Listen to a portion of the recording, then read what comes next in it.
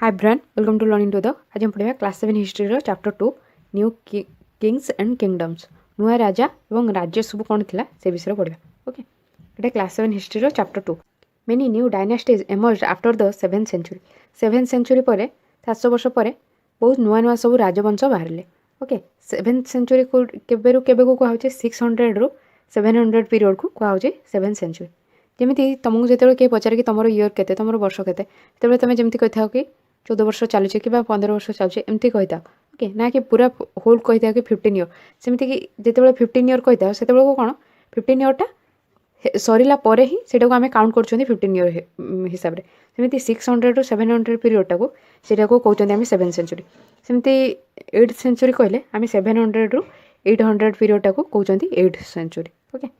Then कह map 1 shows the major ruling dynasties in different parts of the subcontinent between the 7th and 12th century map 1 show करुच्ची सब बड़ बड़ ruling जो मैंने शासन करते राजवंश तांकर विभिन्न विभिन्न अंशरे से सबकंटिनेंट रे 7th रु 12th सेंचुरी भितर जो देखा जाइए मेजर सब डायनास्टी बड़ बड़ राजवंश से सब को दर्शाई ओके 7th रु 12th सेंचुरी भितर ये देखी ये मैप 1 ये कही map 1 major kingdom 7th to 12th century 7 रु 12th सेंचुरी भितर बड़ बड़ सब किंगडम राज्य कौन थे से सब विषय देखी ये मेनली 3टा पार्ट रे डिवाइड कराई देन तुम गोटे क्वेश्चन आसपे locate the Gurjara Pratiharas Rashtrakutas Palas Cholas and Chahamanas जो मान कि चौहान कह can you identify the present day states over which they exercise control okay बर्तमान एम सब कौ स्टेट रे पढ़ुंट से तुम आइडेंटिफाई कर कि कौन ये देख तक मैप्रे तुम आइडेंटिफाई कर कि कौ स्टेट रे देखा ओके यहाँ पाखापाखि मिडिल एरिया देखा मैप्रे जो देखुं देखा गुर्जारा प्रतिहाराज चहमनास देन ये पलाज राष्ट्रकूताज एम सब ये यहाँ कौन मेनली ये 3टा रिजन रे डिवाइड कराई ओके 3टा भाग डिवाइड कराई 3टा रिजन को लेकिन देखो कौ कौ सब राजवंश से एरिया थे से दर्शाऊँ ओके देन कही the emergence of new dynasty नुआ राजवंश जो सब उत्पन्न होती बाहरी से विषय जाना ओके नुआ नुआ सब राजवंश By the 7th century, there were big landlords or warrior chief in different regions of the subcontinent. कुछ सबकंटिनेंट विभिन्न अंचल 7th सेंचुरी बेलू बड़ बड़ सब जमीदार माने एवं वारियर चीफ माने थिले ओके योद्धा भितर जो मुख्य थिले एमन सब विभिन्न एरिया रे लैंडलॉर्ड माने थिले वारियर चीफ माने थिले existing kings often acknowledge them as their subordinates और सामंतज जो राजा माने शासन करथिले से समय से माने जो वारियर चीफ मानकू लैंडलॉर्ड मानकू तांकर सबऑर्डिनेट बा तांको अधिष्ठान कर्मचारी हिसाब रे बा सामंत जो मानकू सबऑर्डिनेट बा सामंत बोली कहा ओके ता हिसाब रे से मानकू मानिथिले माने राजा गोटे होल किंगडम को शासन करथिले ता भितर जो सब छोट छोट एरिया रहथिला अंचल रहथिला सेठी सब लैंडलॉर्ड माने जमीदार माने और वारियर चीफ माने जो रहथिले से सब छोट छोट एरिया रे से माने कोन कार्य करथिले ओके राजा को तरफ रो से माने कार्य करथिले they were expected to bring gifts for their kings or overlords be present at their courts and provide them with military support से मानठु आशा करा होतला को मानठु वारियर चीफ एवं लैंडलॉर्ड मानठु आशा करा होतला कि से माने किंग को राजा को गिफ्ट देबे तांको कोर्ट रे प्रेजेंट रहबे एवं जेतेबेले मिलिटरी सपोर्ट दरकार हो ओके सेतेबेले मध्य से माने प्रेजेंट रहबे जेमति कि सेना रे केतेबेले समर्थन यदि तांको किछि दरकार हैला युद्ध समय तो सेथिर मध्य सपोर्ट करिवे बोली से मानठु एक्सपेक्ट करा होतला As Samantas gained power and wealth, they declared themselves to be Mahasamanta, Mahamandaleshwara, the great lord of a circle or region, and so on. कुछ कि जिते सामंत माने जो को मान थिले वारियर चीफ माने थिले एवं लैंडलॉर्ड माने जो जमीदार मान थिले से सामंत माने जिते तांको शक्ति मिलला पावर मिलला वेल्थ मिलला अधिक से माने कोन टंका पाइले से माने कोन कले ना से एरिया रे से माने निजको घोषणा कले महासामंत बा महामंडलेश्वर हिसाब रे महासामंत बा महामंडलेश्वर का कहउचे जो माने कि सेही रीजन बा एरिया निजको कौन भगवान बोली घोषणा कर महामंडलेश्वर कहुचे जमती कि गोटे आम देखले कि सब छोट छोट रिजन में कौन शासन करते जिते पाखक पावर मिलला वेल्थ मिलला से सब छोट छोट रिजन को कौन अधिकार करके शासन कले ओके पुणी धीरे धीरे से पूरा होल एरिया को कवर करके अधिकार करके शासन कले sometimes they asserted their independence from their overlords बेले बेले कौन है कि से माने दाबी कले तांकर स्वाधीनता किंग मानक पाखर ओके से जो छोट एरिया रे सब रोते से सब से अधिकार करिया परे धीरे धीरे कौन करले ना से निजे स्वाधीन होके अलगा होके से युद्ध करके जो बड़ बड़ एरिया को से अधिकार करके निजे सेठी शासन कले one such instance was that of the Rashtrakutas in the Deccan एमती गोटे उदाहरण है कि डेक्कन रे जो राष्ट्रकूताज अच्छा तांकर उदाहरण ओके सेटा कौ एरिया देखुं डेक्कन अंचल यहाँ को एरिया डेक्कन अंचल कह कहीं एरिया पड़ुचे राष्ट्रकूताज देखुच ओके कुछ कि यहाँ गोटे है तार उदाहरण से फास्ट छोट अंचल शासन करते धीरे धीरे पावर वेल्थ है से बड़ अंचल को कवर करके शासन कले initially they were subordinate to the Chalukyas of Karnataka प्रथम माने आरंभ से कौन चालुक्य मानकर सबऑर्डिनेट थे तले रही कार्य करुले कर्णाटक जो चालुक्य मैंने रोते तले रही से कार्य करते कर्णाटक ये चालुक्य मैंने रोते ओके तो से रही से पाखे ये शासन करते ओके से एरिया थे तापर से धीरे धीरे कौन से शासन करने को आरंभ कले ये कही कि in the mid 8th century Dantidurga a Rashtrakuta chief overthrew his Chalukya overlord and performed a ritual called Hiranyagarbha, literally the golden womb. कुछ कि mid 8th century 8th century मझी समय माने एटा कौरु कौ समय 700 रु 800 पीरियड भितर मिड कही 8th सेंचुरी माने एटा हला 750 पीरियड से समय ये घटना बोली कही मिड 8th सेंचुरी माने 750 इयर्स बेलू कहे okay mid 8th century Dantidurga ji के राष्ट्रकूतार चीफ थे मुख्य थे ना था कौन दांती दुर्गा से कौन कले ना चालुक्यर जी लॉर्ड थे जो मैंने जी कि किंग थे कौन हरइले युद्ध कर हरैकी से गोटे विधि कले जार ना था कि हिरण्यगर्भा गोटे पूजा कले जार ना था कि हिरण्यगर्भा से तार अर्थ कौन गोल्डन वूम कौन सुनार गर्भ से कहे गोल्डन वूम यहाँ से कौन कौन विधिटा करते पूजा कौन करते When this ritual was performed with the help of Brahmanas, it was thought to lead to the rebirth of the sacrificer as a Kshatriya even if he was not one by birth. कुछ कि जिते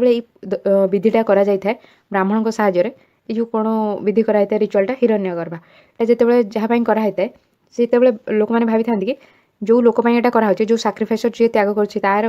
कौन पुनर्जन्म हो क्षत्रिय हिसाब से तार पुणी पुनर्जन्म हो even if he was not one by birth एमती किसी जब जन्मरू क्षत्रिय न हो वैश्य होता है शूद्र होता है कि ब्राह्मण होता है जदि से रिचुआलटा पूजाटा कर हिरण्यगर्भा तो लोक मैंने भावी था कि तार पुनर्जन्म हो क्या हिसाब से क्षत्रिय हिसाब से ओके जहाँद्वारा कि लोक मैंने किंग हिसाब से एक्सेप्ट करेंगे जमीक सी राजा भाव से शासन करेंगे in other cases men from enterprising families used their military skills to carve out kingdoms अन्य क्षेत्र में जो लोक मैंने सब उद्योगी परिवार आसते से कौन जो मिलिटरी स्किल थी सेना जो से दक्ष थे ସେଇଟାକୁ ସେମାନେ ବ୍ୟବହାର କରିକି ବିଭିନ୍ନ ରାଜ୍ୟ ସବୁ ଜୟ କଲେ ଓକେ ଜୟ କରିକି ସେଠି ଶାସନ କଲେ for instance the Kadamba Mayurasharman and the Gurjara Pratihara Harichandra were brahmanas who gave up their traditional professions and took to arms successfully establishing kingdoms in Karnataka and Rajasthan respectively कुछ उदाहरण स्वरूप अन्य कौन निज प्रोफेशन छाड़ी जो मैंने कि किंगडम बा राज्य स्थापन कर जो मैंने हेले कि कदम्ब मयूर शर्मन एंड गुर्जारा प्रतिहार हरिचंद्रन ये मैंने ब्राह्मण थे ओके तांकर जो पारंपरिक पेशा जो पूजा करवा से सब से छाड़ी से आर्म्स रे गले ओके मिलिटारी गले सेना गले और सेठी सक्सेसफुली से कौन तापर राज्य स्थापन कले ओके फास्ट से आर्म्स रे गले सेना गले देन तापर से निजर राज्य स्थापन कले कर्नाटक एंड राजस्थान रे कर्नाटक कले कदम्ब मयूर शर्मन राज्य स्थापन कले एंड राजस्थान रे कले गुर्जारा प्रतिहार हरिचंद्रन राज्य स्थापन कले ओके एटी रेस्पेक्टिवली देछि बोली आमे एमती कहउचंती कि जो सीक्वेंस रे देथिबो गोटे ऊपर स्टेटमेंटा जो सीक्वेंस रे देथिबो पर स्टेटमेंट जहाँ भी आंसर देथिबो सेटा सेही सीक्वेंस रे हबो जेमती कि फास्ट कहितला कदम्ब मयूर शर्मन एटी रेस्पेक्टिवली कहिछि बोली आमे जानचंती कि कदम्ब मयूर शर्मन प्रथमटा जोटा कर्नाटक पई कहैछि सेठी से माने राज्य स्थापन करथिले इन गुर्जर प्रतिहार हरिचंद्रन से माने राज्य स्थापन करथिले राजस्थान रे ओके एटी रेस्पेक्टिवली देले तमे जानि परिबो एटा इजीली एही हिसाब रे आमे करबा सेही सीक्वेंस रे जो सीक्वेंस रे कहिदिबो सेही सीक्वेंस रे तार जहाँ भी आंसर थी से हम ओके तो आम देखिले कि विभिन्न प्रकार डायनास्टी नुआ नुआ सब एमर्ज होती देन ये गोटे फिगर देछि वाल relief from cave 15 Ellora showing Vishnu as Narasimha the man lion ये जो वर्क ऑफ द राष्ट्रकूता पीरियड कहे राष्ट्रकूता पीरियड गोटे वर्क कार्य देखी ये एलोरा कैव एलोरा जो गुंफार तार कांथ उपर कौन जो केव उपर कार्व कराई गोटे मूर्ति कार्व कराई खोदाई से दर्शाऊँ विष्णुकर नरसिंह रूप को सेटा देखाई फेसटा ये कौन सिंहपरी तैयारी कराई देन कहे कि the man Vishnu as Narasimha the man lion okay Manish Singh बोली कहुच्छे do you think being born as a kshatriya was important in order to become a ruler during this period तुम्हें भावुच कि क्षत्रिय हिसाब से जन्म नवा गुरुत्वपूर्ण थिला এই পিরিয়ডরে রাজা হওয়া সে কହୁଛି কি এই পিরিয়ডরে রাজা হওয়া ক্ষত্রিয় হিসাবে জন্ম নেওয়া গুরুত্বপূর্ণ কি সেটা তুমি কোণ ভাবুছ তা বিষয়ে লিখব ওকে দেখুଛନ୍ତି କି କ୍ଷତ୍ରିୟ ହିସାବରେ ସେମାନେ ଶାସନ କରିବା ପାଇଁ ଗୋଟେ ବିଧି କରୁଥିଲେ ପୂଜା କରୁଥିଲେ ଯେଉଁଟାକି ରିବର୍ଥ କୁହାହେଉଥିଲା ଗୋଲ୍ଡେନ୍ ହିରଣ୍ୟ ଗର୍ଭା ଯେଉଁ ରିଚୁଆଲଟା ପୂଜାଟା କରାହେଉଥିଲା ଯାହାଦ୍ୱାରା କି ସେମାନେ ନିଜକୁ କ୍ଷତ୍ରିୟ ହିସାବରେ ଲୋକମାନେ ସେମାନଙ୍କୁ କ୍ଷତ୍ରିୟ ହିସାବରେ ଗ୍ରହଣ କରିବେ ଏବଂ ସେମାନେ ଶାସନ କରିବେ ଓକେ ଏବଂ ଦେଖୁଥିଲେ କି ଅଲଗା ଅଲଗା ପ୍ରୋଫେସନ୍ର ଲୋକମାନେ ମଧ୍ୟ ତାଙ୍କ ପାରମ୍ପରିକ ପ୍ରୋଫେସନ୍କୁ ଛାଡ଼ିକି ସେମାନେ ବିଭିନ୍ନ ପ୍ରକାର ରାଜ୍ୟକୁ ଅଧିକାର କରିକି ସେଠି ଶାସନ କରୁଥିଲେ ଯେମିତି କଦମ୍ବ ମୟୂର ଶର୍ମନ ଗୁର୍ଜାର ପ୍ରତିହାର ହରିଚନ୍ଦ୍ରନ ଏମାନେ ସବୁ କର୍ଣ୍ଣାଟକ ଏବଂ ରାଜସ୍ଥାନ ଏମିତି କିଙ୍ଗଡମ୍ ସବୁ ରାଜ୍ୟ ସ୍ଥାପନ କରି ସେଠି ଶାସନ କରୁଥିଲେ ଓକେ ଏବଂ ଦେଖୁଛନ୍ତି କି ବିଭିନ୍ନ ପ୍ରକାର ଡାଇନେଷ୍ଟି ଏ ପିରିୟଡ଼ରେ ଏମର୍ଜ ହେଲେ ଏଣ୍ଡ ଏଇ ପିରିୟଡ଼ରେ ଦେଖିଲେ କି 7th ସେଞ୍ଚୁରୀ ବେଳେ ରାଜାଙ୍କର ସବର୍ଡିନେଟ୍ ମାନେ ଥିଲେ ଯେଉଁମାନଙ୍କୁ ସାମନ୍ତ ବୋଲି କୁହାଯାଉଥିଲା ଲ୍ୟାଣ୍ଡଲର୍ଡ ମାନେ ଥିଲେ ଜମିଦାର ଏବଂ ୱାରିୟର ଚିଫ୍ ମାନେ ସେମାନେ ବିଭିନ୍ନ ଅଞ୍ଚଳ ରାଜା ସେମାନଙ୍କୁ ଦେଇଥିଲେ ସେଇ ଏରିଆରେ ସେମାନେ କ'ଣ ସେଇ ଏରିଆରେ ସେମାନେ ଶାସନ କରୁଥିଲେ ଧୀରେ ଧୀରେ ଯେତେବେଳେ ସେମାନଙ୍କ ପାଖକୁ ପାୱାର ୱେଲ୍ଥ ହେଲା ସେମାନେ ବଡ଼ ବଡ଼ ଏରିଆକୁ ଅଧିକାର କରି ସେଠି ମଧ୍ୟ ଶାସନ କଲେ ଏବଂ ଯେଉଁ ରାଜାମାନେ ମଧ୍ୟ ସେଇ କିଙ୍ଗଡମ୍ରେ ରହୁଥିଲେ ତାଙ୍କୁ ମଧ୍ୟ ସେମାନେ ପରାସ୍ତ କରିକି କ'ଣ ଯୁଦ୍ଧରେ ହରେଇକି ସେଇ ଅଞ୍ଚଳରେ ମଧ୍ୟ ସେମାନେ ଶାସନ କଲେ ଓକେ ଏମିତି ସବୁ ଦେଖିଲେ ଏବଂ ବିଭିନ୍ନ ଅଞ୍ଚଳ ଦେଖେଇଛି ବିଭିନ୍ନ ଡାଇନାଷ୍ଟି ଦେଖେଇଛି ଏଇ ସମୟରେ ଏମର୍ଜ ହେବାର ଦେନ୍ ନେକ୍ସଟ କ୍ଲାସ୍ରେ ଆମେ ପଢ଼ିବା କି ଆଡମିନିଷ୍ଟ୍ରେସନ୍ ଇନ୍ ଦ କିଙ୍ଗଡମ୍ସ ରାଜ୍ୟରେ ସବୁ ଶାସନ କେମିତି କରାହେଉଥିଲା ସେ ବିଷୟରେ ପଢ଼ିବା ଯଦି ଆପଣଙ୍କୁ ଭିଡ଼ିଓଟା ହେଲ୍ପଫୁଲ୍ ହେଇଛି ତ ଭିଡ଼ିଓ ଲାଇକ୍ କରିବେ ଚ୍ୟାନେଲକୁ ଯଦି ସବସ୍କ୍ରାଇବ୍ କରିନାହାନ୍ତି କରିନେବେ ଏବଂ ସବସ୍କ୍ରାଇବ୍ ବଟନ୍ ସାଇଡ଼୍ରେ ବେଲ୍ ଆଇକନ୍ରେ ପ୍ରେସ୍ କଲେ ଯେତେବେଳେ ନୂଆ ଭିଡ଼ିଓ ଆସିବ ଆପଣଙ୍କୁ ତାର ନୋଟିଫିକେସନ୍ ମିଳିଯିବ ଚ୍ୟାନେଲରେ ଏବଂ ଆପଣ ଫ୍ରେଣ୍ଡମାନଙ୍କର ଯାହାର ବି ନିଡ୍ ଅଛି ସେମାନଙ୍କୁ ସେୟାର କରନ୍ତୁ କ୍ଲାସ୍ 7ର ଅନ୍ୟ ଭିଡ଼ିଓ ସବୁ ଆପଣ এই ଭିଡ଼ିଓର ଡେସ୍କ୍ରିପ୍ସନ୍ରେ ତାର ପ୍ଲେ ଲିଷ୍ଟରେ ଚେକ୍ କରିପାରିବେ କିମ୍ବା ଚ୍ୟାନେଲର ପ୍ଲେ ଲିଷ୍ଟରେ ଯାଇକି କ୍ଲାସ୍ 7ର ସାଇନ୍ସ ଅନ୍ୟ ଚାପ୍ଟରର ପ୍ଲେ ଲିଷ୍ଟ ସବୁ ଚେକ୍ କରିପାରିବେ okay thanks for listening hi brain welcome to learning to the आज हम class 7 history chapter 2 new kings and kingdoms रे एडमिनिस्ट्रेशन इन द किंगडम्स राज्यर केमती शासन कराउतला से विषय पढ़िया ए प्रीवियस वीडियो रे देखले न्यू न्यू सब डायनास्टी एमर्ज होइछि नुआ राजवंश सब उत्पन्न होइछि सामंत माने किंग मानको सब युद्ध रे हरे कि से माने राज्य शासन करछन्ती अलग अलग प्रोफेशन रो लोक माने मध्य राजा होइछन्ती एवं जो माने कि क्षेत्र नथिले जो माने शासन करछन्ती से माने गोटे रिचुअल गोटे पूजा करिथांती ब्राह्मण मान द्वारा जा द्वारा कि कहै थाए कि तांकर पुनर्जन्म होइछि क्षत्रिय हिसाब रे ओके जा द्वारा कि से शासन करि परिबे एंड देखिले दुईटा राजवंश जेमति कि कहि कि उदाहरण दिया कदम्ब मयूर शर्मन एंड गुर्जर प्रतिहार हरिचंद्रन से दुई ब्राह्मण थिले ओके से माने विभिन्न राज्य जेमति कि शासन करुछन्ती कर्णाटक रे करुछन्ती कदम्ब मयूर शर्मन शासन करुछन्ती देन राजस्थान रे प्रतिहार गुर्जर प्रतिहार हरिचंद्रन शासन करुछन्ती ओके नेक्स्ट पढ़िबा कि एडमिनिस्ट्रेशन इन द किंगडम राज्य केमती शासन करा होतला देखबा many of this new kings adopted high sounding titles such as maharaja adhiraja great king overlord of kings tribhuvana chakravartin lord of the three worlds and so on बहुत नुआ राजा माने से माने सब बड़ बड़ टाइटल बड़ बड़ उपाधि निजे निजे धारण करथिले जेमति कि महाराजा अधिराजा तार मीनिंग कहछि कि ग्रेट किंग सबठु बड़ राजा ओवरलॉर्ड ऑफ किंग्स राजा मानक भितर जे श्रेष्ठ से उपाधि निजको देथिले महाराजा अधिराजा देन त्रिभुवन चक्रवर्ती त्रिभुवन माने स्वर्ग मर्त्य और पाताल ये तीन भुवन जोड़ा कही थाए से निजक किंग बा मुख्य लॉर्ड हिसाब से निजक कौन प्रेजेंट करते ओके निजक भगवान बोली कहते एंड सो ऑन एमती सब उपाधि से निजक देते however inspired of such claims they often shared power with their samantas as well as with associations of peasants traders and brahmanas बुझी एमती सब बड़ बड़ दाबी कले परे मध्य से निज पावर को निज शक्ति को सेमाने शेयर करते जो सामंतज माने थे जो मैंने कि छोट छोट एरिया से स्टेट्र सब शासन करते राजा अंडर रही कार्य करते सहित किंग पावर शेयर करते पिजेंट्स माने कृषक मान सहित पावर शेयर करते ट्रेडर्स बॉडिंग मान सहित ब्राह्मण मान सहित से पावर शेयर करते ओके से शासन क्षमता दिया से शासन कर पार्टिसिपेट करते in each of this states resources were obtained from the producer that is peasants, cattle keepers, artisans who are often persuaded or compelled to surrender part of what they produced बुझे कि प्रत्येक state प्रत्येक राज्य रे resource को से सब obtain करते किंग मैंने क्यों मैंने ऑब्टेन करते जो मैंने प्रोड्यूस करते जो मैंने उत्पादन करते विभिन्न साधन को से ऑब्टेन करते जमीती कि कृषक मान विभिन्न रिसोर्स आनुले साधन आनुले केटल कीपर्स जो मैंने गृहपालित प्राणी मान रखुले आर्टिसान्स जमीती कि जो मैंने हस्तशिल्प कम किसी करते हाथ में तैयारी जिनस तैयारी करते पेंटिंग करते जहाँ भी सब प्रोड्यूस होता से सबको से ऑब्टेन करते किंग मैंने हु आर ऑफ्टेन परसुएडेड और compelled to surrender part of what they produce से कौन कन्विन्स कराला कि बुझाला कि से जहाँ भी सब प्रोड्यूस कर उत्पादन करछन्ती से सब सरेंडर करिया पई किंबा जदि से न करथिले तो सेमानकु बाध्य कराउतला जहाँ से उत्पादन करछन्ती ताको किछि अंश कोन सबमिट करिया पई बा किछि अंश कोन राजा पाखरे नहीं दबा पई ओके देन कहछि कि sometimes these were claimed as rent due to lord who asserted that he owned the land जी बेले बेले से रेंट दबा पड़ुथिला जो राजा को ओके रेंट कौन जो भड़ा दबा पड़ुथिला कहीं से राजा दाबी करथिले कि जो लैंड से मैंने सेठी कोन चाष करूछन्ती किबा रहउछन्ती सेटा तांको लैंड बोली से दाबी करथिले ओके तेणु लोक माने से लैंड उपरे से माने सब भड़ा देउथिले देन कहछि कि revenue was also collected from traders revenue मध्य जो माने ट्रेडर्स माने थिले बणिक माने थिले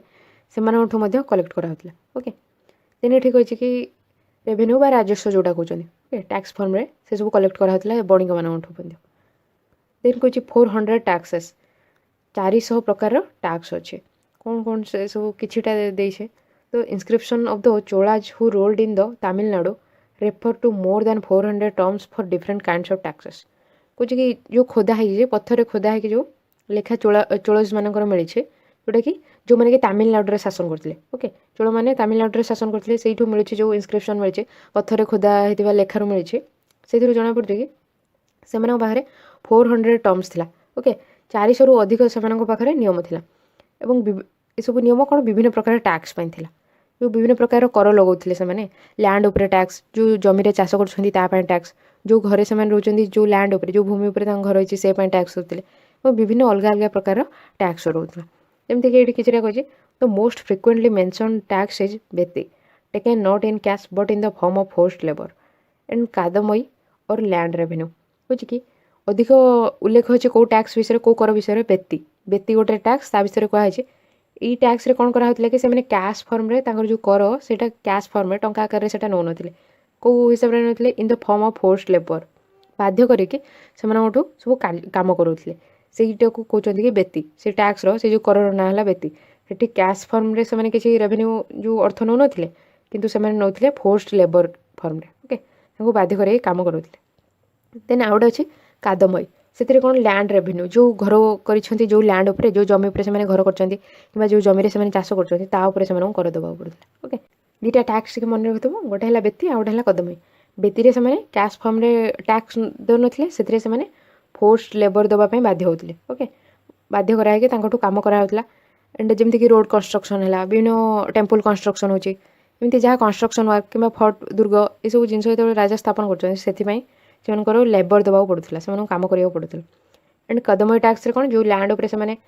रही घर करी चाष कर टैक्स देवा पड़ूला ओके देन कह there were also taxes on thatching the house the use of a ladder to climb palm trees a cess on succession to family property इट्स को अलग अलग टैक्स सब अच्छे जमी थैचिंग द हाउस जो तुम घर तुम छात पकाच छपर जोटा कहते ओके से जो तुम पकाच तो ताऊपर से टैक्स देवा पड़ूला the use of ladder to climb palm tree ताल गछ ऊपर चढ़िया से जो सीढ़ी व्यवहार करते सीढ़ी तुम देखी ओके एमती होता से सीढ़ी व्यवहार करते कौन पाम ट्री उपर चढ़ापी ओके ताल गछ ऊपर चढ़िया व्यवहार करते टैक्स देवा पड़ता a cess on succession of family property जिते से गोटे सेस कौन गोटे कर है से कर देवा पड़ता कि फैमिली जो प्रॉपर्टी अच्छी घर जो संपत्ति से जो ट्रांसफर होता जमीक ग्रांडफादर को फादर पाखु आसी पुणी फादर ठू जे सन पाखु जाऊँगी प्रॉपर्टी संपत्ति से जो ट्रांसफर होची जो से कर देवा पड़ता ओके एम सब अलग अलग प्रकार कर are any such taxes collected today कुछ कि आजिकल कौन एमती किसी टैक्स कर आजिकल कलेक्ट करा संग्रह करा क्वेश्चन कर ओके एमती किसी कि तुम घर तुम छात पकेब तो तापाई टैक्स देव कि पाम ट्री उपर तुम सीढ़ी पकड़े से दौच फैमिली प्रॉपर्टी तुम फैमिली प्रॉपर्टी तुम कौन जेजेठू तुम बापा पाख आस तुम बापा पाखु तुम पाखु आस देन तुम जे पु कि झी रे से पाखु जाऊँगी तो ये तुमको टैक्स देवा पड़ू जमीक या पूर्व सेमती होता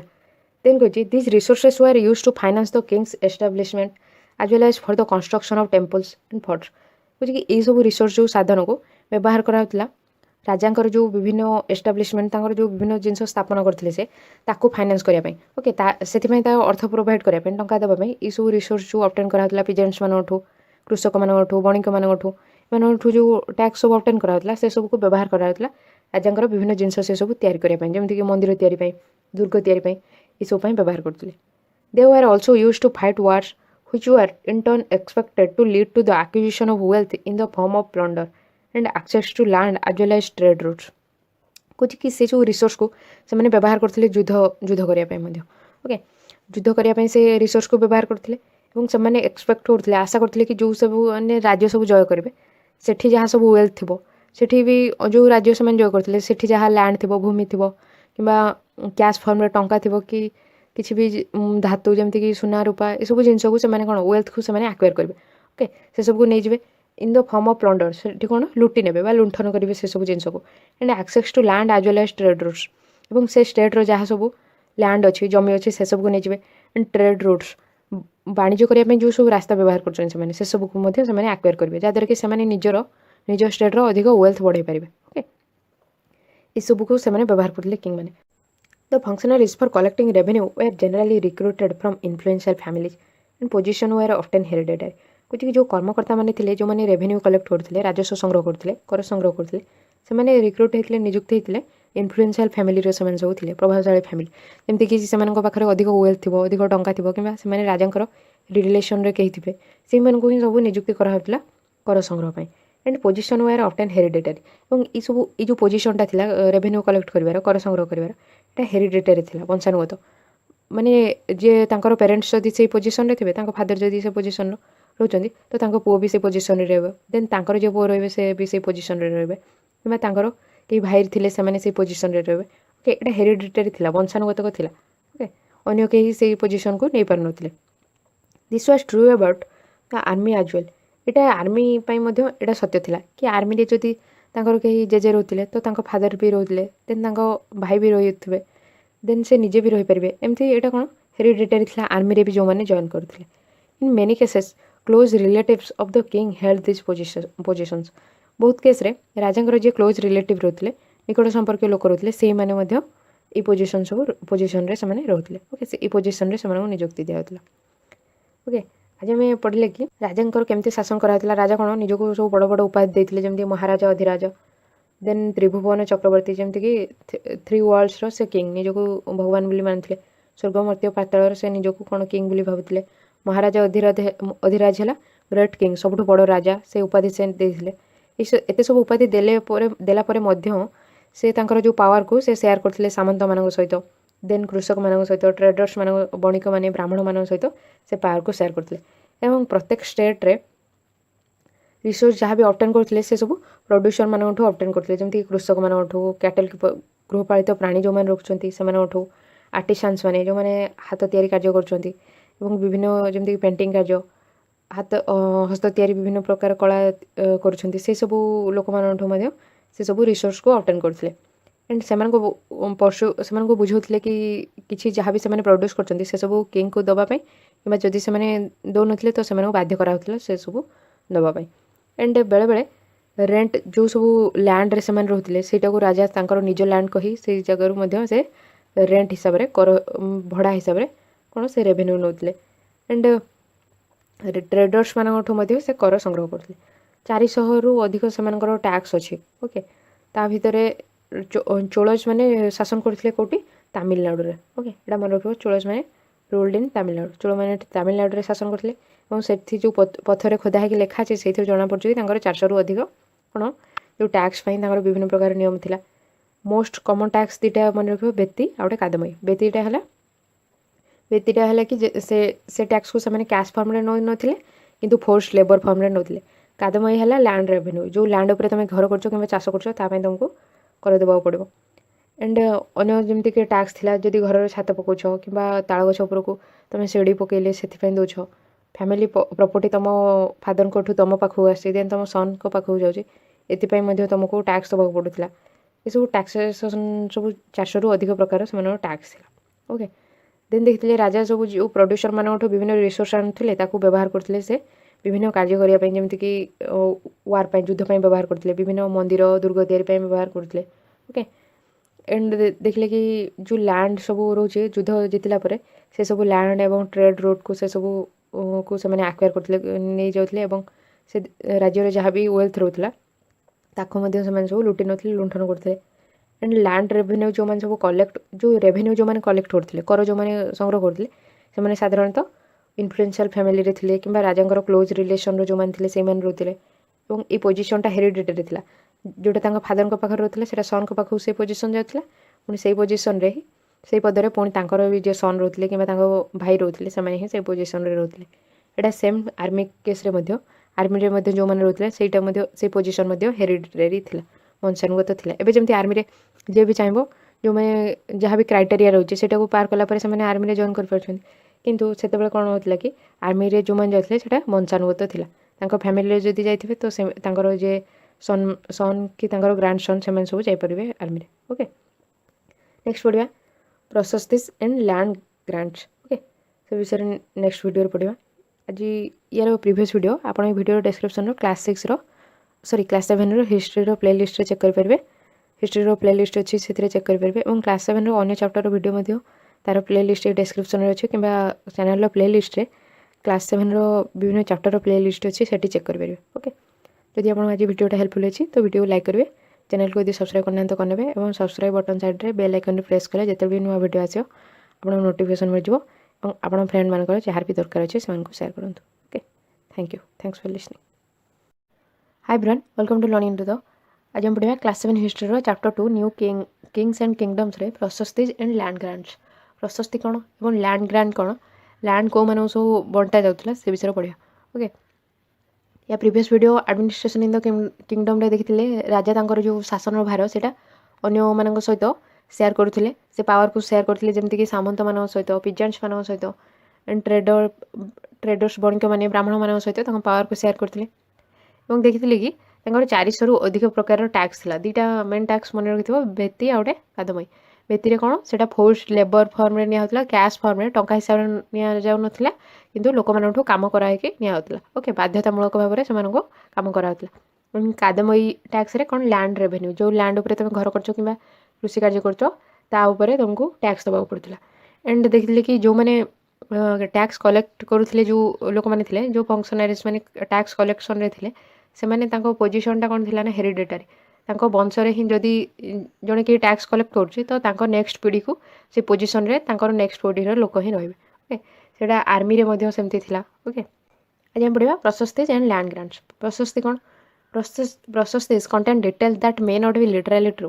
प्रशस्ति जमती कि आमर थिला इनस्क्रिप्शन रोला जमी कि कौन पत्थर सब खोदा होकर लिखा सेमती प्रशस्ति विभिन्न से टाइप प्रशस्ति ओके प्रशस्ति डिटेल सब अच्छी से जो राजा मैंने सब शासन करते विषय लिखाई जोटा कि सत हो न थाई पारे बोली कहूँ ओके से समय से सबको से लेखा कर राजा मैंने से सत हो न थाई पारे बोली कहूँ but they tell us how rulers wanted to depict themselves as valiant victorious warriors for example okay कहीं ना से आमको कहते कि रूलर माने जो राजा माने थिले से निजको केमती चित्रण कर निजको दर्शाउं कि से बहुत बड़ कौन पराक्रमी थिले एंड विजयी योद्धा थिले एमि सब उदाहरण हिसाब से सब लिखिं जो प्रशस्ति से आमको यहाँ मिलूँ कि से रूलर्स मैंने शासक मैंने निजको एमती चित्रण कर निजको एमती देखते these are composed by learned Brahmanas who occasionally helped in the administration कुछ कि जो प्रशस्ति सब लिखाई जो मैंने कि विद्वान ब्राह्मण मान द्वारा लिखाई okay who occasionally helped in the administration जो मैंने कि बेले बेले शासन कार्य में साहाय्य करता राजा को से शासन कार्य भी हेल्प करते तेणु यहाँ कहूँ कि से पारे कि राजा जहाँ कही से लिखिथे ओके कि राजा को से बड़ कौन पराक्रमी कि विजयी हिसाब से लिखापी जदि राजा से कही तो से हिसाब से निजक लिखिथे ये कही द अचिवमेंट्स ऑफ नागभट्ट जड़े किंग थे कौन सब सफलता रही से विषय पढ़ा ओके जोटा कि गोटे प्रशस्ति मिलूँ विषय लिखा से विषय जाना many rulers describe their achievements इन प्रशस्तिज कुछ बहुत शासक मैंने निजर सब सफलता को प्रशस्ति कौन डिस्क्राइब कर वर्णना कर यू रेड अबाउट द प्रशस्ति of the Gupta ruler Samudragupta last year पूर्व वर्ष तुम गुप्तर शासक जी थे कि समुद्रगुप्त विषय पढ़ी से प्रशस्ति ओके से प्रशस्ति तुम गुप्तर जो शासक थे समुद्रगुप्त विषय लास्ट ईयर पढ़ी देन कौच one prashasti written in Sanskrit and found in Gwalior Madhya Pradesh describes the explores of Nagabhata a Pratihara king as follows कौच कि गोटे प्रशस्ति जोटा कि लिखाई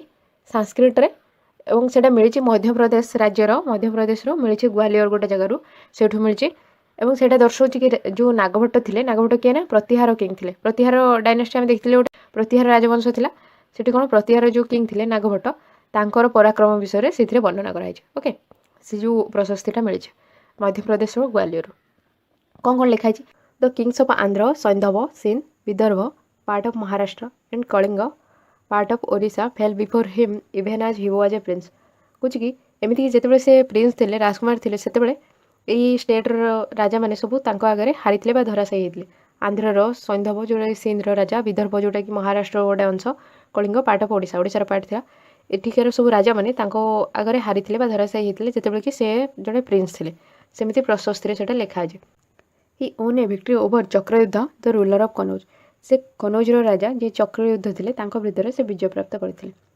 ही defeated the king of Banga part of Bengal Anarta part of Gujarat Malwa part of Madhya Pradesh Kiratas forest peoples Turushkas Turks Vatsa Matsya both kingdoms in north India कौच कि से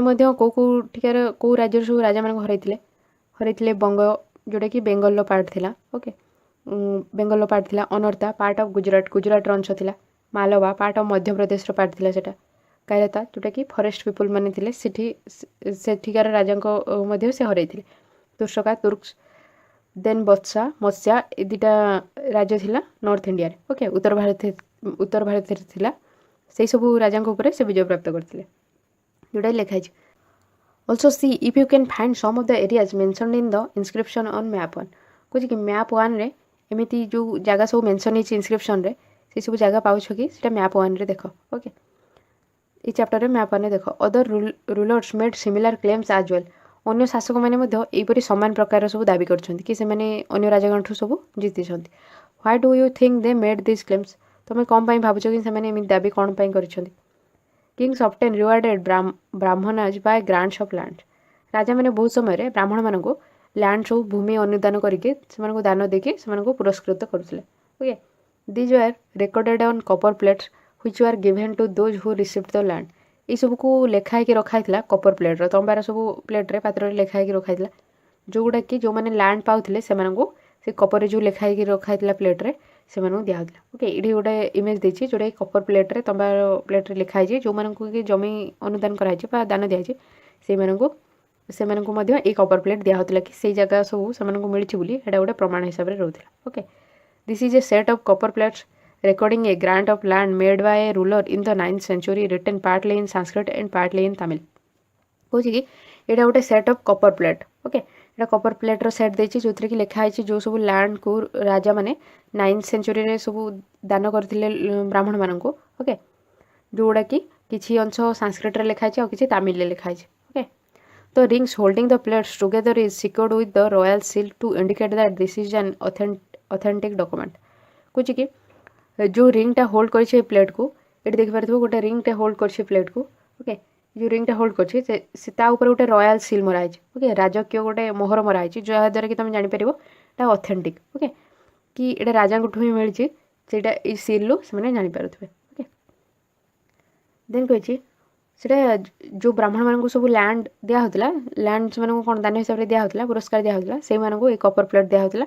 जहाँद्वारा कि यहाँ से पाखे गोटे प्रूफ रही से जमीटा से पाखे प्रूफ रट was given with the lands से सब भूमि सहित आउ कौन सब से मिलूला ब्राह्मण मानक से भूमि सहित आउ कौन सब अधिकार मिलता और कौ जिन मिलता से विषय जानवा this is part of the Tamil section of a land grant given by the Cholas कुछ ये गोटे लिखा देती ये सेक्शनटा गोटे तमिल लिखाई जोटा कि ये आमको इंग्लीश देती गोटे तमिल सेक्शन जहाँ लिखाई से विषय लिखाई लैंड ग्रांट जिते दिखाई भूमिर दान कराई चोलाज मान द्वारा चोल मान द्वारा से विषय ये लिखाई गोटे तार जो लेखाटा से ये we have demarcated the boundaries of the land by making earthen embankments as well as by planting thorny bushes कुछ कि आमे माने ये भूमिटा को कौन बाउंड्री कर देछु तो केमिति ना डैम तैयारी करके माटीर तार डैम तैयारी सहित सब कंटा बुदा सब पोता है तार बाउंड्री रे सेमिति करके तार कौन आम बाउंड्री तैयारी करछु ओके तार जो माप दिखाई कौ एरियाटा सेटा कौन ना जमती कि थर्नी बसेस कंटा जातीय बुदा एंड ମାଟିର ସବୁ ଡ୍ୟାମ୍ ତିଆରି କରାହେଇକି ତାର ବାଉଣ୍ଡରୀ କରାହେଇଛି। ଓକେ, ସୀମା ଦିଆହେଇଛି। This is what the land କଣ୍ଟେନ୍ସ। এই জমিরে এই ভূমিরে এইসব জিনিস অছে। ওকে, যে সব এরিয়া দিয়েছে ব্রাহ্মণ মানুষ সেই সব জায়গায় কম কম অছে সেটা মধ্যে লেখা আছে। ফ্রুট বিয়রিং ট্রিজ অছি, ফল দেউথিবা গছ, ওয়াটর অছি, ল্যান্ড অছি, গার্ডেন্স অছি, অর্কাডস ফল বগিচা আছে, ট্রিজ অছি, ওয়েলস কূপ অছি, ওপন স্পেসেস খোলা জায়গা আছে, ପାଶ୍ଚର ଲ୍ୟାଣ୍ଡ ଯେଉଁଠି ଗୋଚର ଜମି ଅଛି, ଭିଲେଜ୍ ଅଛି, ଆଣ୍ଟ ହିଲ୍ସ ଯେମିତିକି ପିମ୍ପୁଡ଼ି କିମ୍ବା ଉଇମାନଙ୍କ ହୁଙ୍କା ସେସବୁ ଅଛି, ପ୍ଲାଟଫର୍ମସ୍ ଅଛି, କ୍ୟାନାଲ୍ସ ଅଛି, ଡିଚେସ୍ ଖାଲ ଅଛି, ରିଭର୍ସ ଅଛି, ସିଲ୍ଟ ଲେଡେନ୍ ଲ୍ୟାଣ୍ଡସ୍ ପଟୁ ମାଟି ଥିବା ଜମି ଅଛି, ଟ୍ୟାଙ୍କ୍ସ ଅଛି, ଗ୍ରାନାରିଜ୍ ଅଛି। ଗ୍ରାନାରିଜ୍ କ'ଣ ସବୁ ଶସ୍ୟ ଭଣ୍ଡାର। ଓକେ, ଟ୍ୟାଙ୍କ୍ସ ହେଲା ପୋଖରୀ, ଫିସ୍ ପଣ୍ଡସ୍, ଦେନ୍ ବି ହାଇଭ୍ସ ଅଛି। ଓକେ, ମାଛମାନଙ୍କ ପାଇଁ ପୋଖରୀ ଅଛି, ମାଛ ପୋଖରୀ ଅଛି, ବି ହାଇଭ୍ସ ଅଛି। ଓକେ, ଦେନ୍ ଡିପ୍ ଲେକ୍ସ ସବୁ ଗଭୀର କ'ଣ ଲେକ୍ସ ଅଛି, ହ୍ରଦ ମଧ୍ୟ ଅଛି। ଏଇସବୁ ଜିନିଷ ସେ ଯେଉଁ ଭୂମି ଅନୁଦାନ କରାହେଇଛି ବା ଦାନ ଦିଆହେଇଛି ଏଇସବୁ ଜିନିଷ ସେ ଜମିରେ ଅଛି। He who receives the land can collect taxes from it. ଯିଏ ଜମିଟାକୁ ରିସିଭ୍ କରୁଛି, ଓକେ, ଯିଏ ଭୂମିଟାକୁ ରିସିଭ୍ କରୁଛି ସେ ଏଥିରୁ ଟ୍ୟାକ୍ସ ମଧ୍ୟ ସଂଗ୍ରହ କରିପାରିବ, କର ସଂଗ୍ରହ କରିପାରିବ। He can collect the taxes imposed by judicial officers as fines, the tax on betel leaves, that on woven cloth as well as on vehicles। କହୁଛି କି ଯେଉଁ ନ୍ୟାୟାଧିକାରୀ ମାନଙ୍କ ଦ୍ୱାରା ଯାହା ସବୁ ଟ୍ୟାକ୍ସ ଲଗାଇଥିବ ସେଇଟା ମଧ୍ୟ ଯେ ଲ୍ୟାଣ୍ଡ ଯାହାକୁ କ'ଣ ଦାନ ହିସାବରେ ଦିଆହେଇଛି ସେ ତା'ର ଟ୍ୟାକ୍ସ କଲେକ୍ଟ କରିପାରିବ। ଯେମିତିକି ପାନପତ୍ର ଉପରେ ଲାଗୁଥିବା ଟ୍ୟାକ୍ସ, ବୁଣା ହେଇଥିବା ଲୁଗା ଉପରେ ଟ୍ୟାକ୍ସ, ଏବଂ ତା ସହିତ ଯେଉଁ ଭେହିକିଲ୍ ସବୁ ଗାଡ଼ିମାନଙ୍କ ଉପରେ ଯେଉଁ ସବୁ ଟ୍ୟାକ୍ସ ଲାଗୁଛି ସେସବୁ ମଧ୍ୟ ସେ ଲ୍ୟାଣ୍ଡର ଯେଉଁ ଓନର୍ ଅଛି ସେ କଲେକ୍ଟ କରିପାରିବ। He can build large rooms with upper stories made of baked bricks. He can get large and small wells dug. He can plant trees and thorny bushes if necessary. He can get canals constructed for irrigation। କହୁଛି କି ସେ ତିଆରି କରିପାରିବେ ବଡ଼ ବଡ଼ room ତିଆରି କରିପାରିବେ ଯେଉଁଥିରେ କି ଉପର ମହଲା ମଧ୍ୟ ଥିବ ଏବଂ ସେ ଉପର ମହଲା କ'ଣ ପୋଡ଼ା ଇଟାରେ ତିଆରି ହେଇଥିବ। ଛୋଟ ବଡ଼ ସେମାନେ କୂଅ ମଧ୍ୟ ଖୋଳିପାରିବେ, ଟ୍ରି ମଧ୍ୟ ପ୍ଲାଣ୍ଟ କରିପାରିବେ, ଲଗାଇ ପାରିବେ, ଥର୍ନି ବୁସେସ୍ ଏମିତିକି କଣ୍ଟା ଜାତୀୟ ବୁଦା ସବୁ ଲଗାଇ ପାରିବେ ଯଦି ଦରକାର। ଏବଂ he can get canals constructed for irrigation. ଜଳସେଚନ ପାଇଁ ସେମାନେ ମଧ୍ୟ କେନାଲ୍ ମଧ୍ୟ କ'ଣ ତିଆରି କରିପାରିବେ। He should ensure that water is not wasted and that embankments are build. କହୁଛି କି ସେ ମଧ୍ୟ ଏଇଟା ସୁନିଶ୍ଚିତ କରିବା ଦରକାର କି ଜଳ ଯେମିତି ନଷ୍ଟ ନ ହେବ ସେଥିପାଇଁ ସେମାନେ କ'ଣ ଡ୍ୟାମ୍ ସବୁ ତିଆରି କରିବେ। ଓକେ, ଦେନ୍ କହୁଛି list all the possible sources of irrigation mentioned in the inscription and discuss how these might have been used। कुछ कि जहाँ सब पॉसिबल सोर्सेस अच्छे स्रोत अच्छी जो थे कि जहाँद्वारा कि जलसेचन कराला जोटा कि इनस्क्रिप्शन में मेंशन अच्छी। ओके, लिखाई जो पत्थर खोदा है लिखाई कि क्या क्या द्वारा से सब जलसेचन करते विभिन्न स्रोत विषय and discuss how this might have been used और आलोचना करके एसबू केमिति भाव में व्यवहार कराला। Okay, unusual for the 12th century was a long Sanskrit poem containing the history of kings who ruled over the Kashmir। कुछ कि यहाँ असाधारण कि 12th सेंचुरी जो राजा मैंने शासन करते काश्मीर उपरे देखिए गोटे बड़ संस्कृत रे पोएम लिखाई, कविता लिखाई जहाँटा कि राजा इतिहास जो मैंने सब काश्मीर में शासन करते से विषय लिखाई। Okay, it was composed by an author named Kalhana. कुछ जड़े ऑथर द्वारा यहाँ कंपोज कराई रचना कराई जहाँ ना था कि कल्हान थिला। ओके,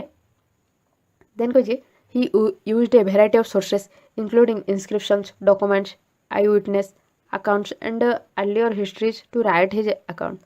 कुछ कि से विभिन्न प्रकार स्रोत व्यवहार करते जो लिखिं से कविताटा से विभिन्न प्रकार सोर्स व्यवहार करमती इनस्क्रिप्शन जो पत्थर खोदा है लिखाई से सब को भेरीफाए कर डॉक्यूमेंट्स जहाँ मिली सब दस्तावेज से सब देखी, आई विटनेस अकाउंट जो मैंने कि से सब शासन देखी से पचारि and earlier histories to write his account पूर्वर जो इतिहास से सब को से देखी ये सब को लेकिन से कौन ना गोटे पोएम लिखिं कविता लिखिं जमीक पूर्वर इतिहास आई विटनेस जो मैंने अच्छा डॉक्यूमेंट अच्छा ये सब को कौन से सब जांच कर रिसर्च करके भल भाव में से गोटे कविता लिखिं। Unlike the writers of prashastis he was often critical about rulers and their policies. कुछ जमती प्रशस्तिर लेखक मान परी से किंतु कौन जो शासक मैंने थे जहाँ सब पॉलिसी थी नियम थी से सब से बहुत क्रिटिकल थे सबूर से समालोचना कर कि ये जानीपार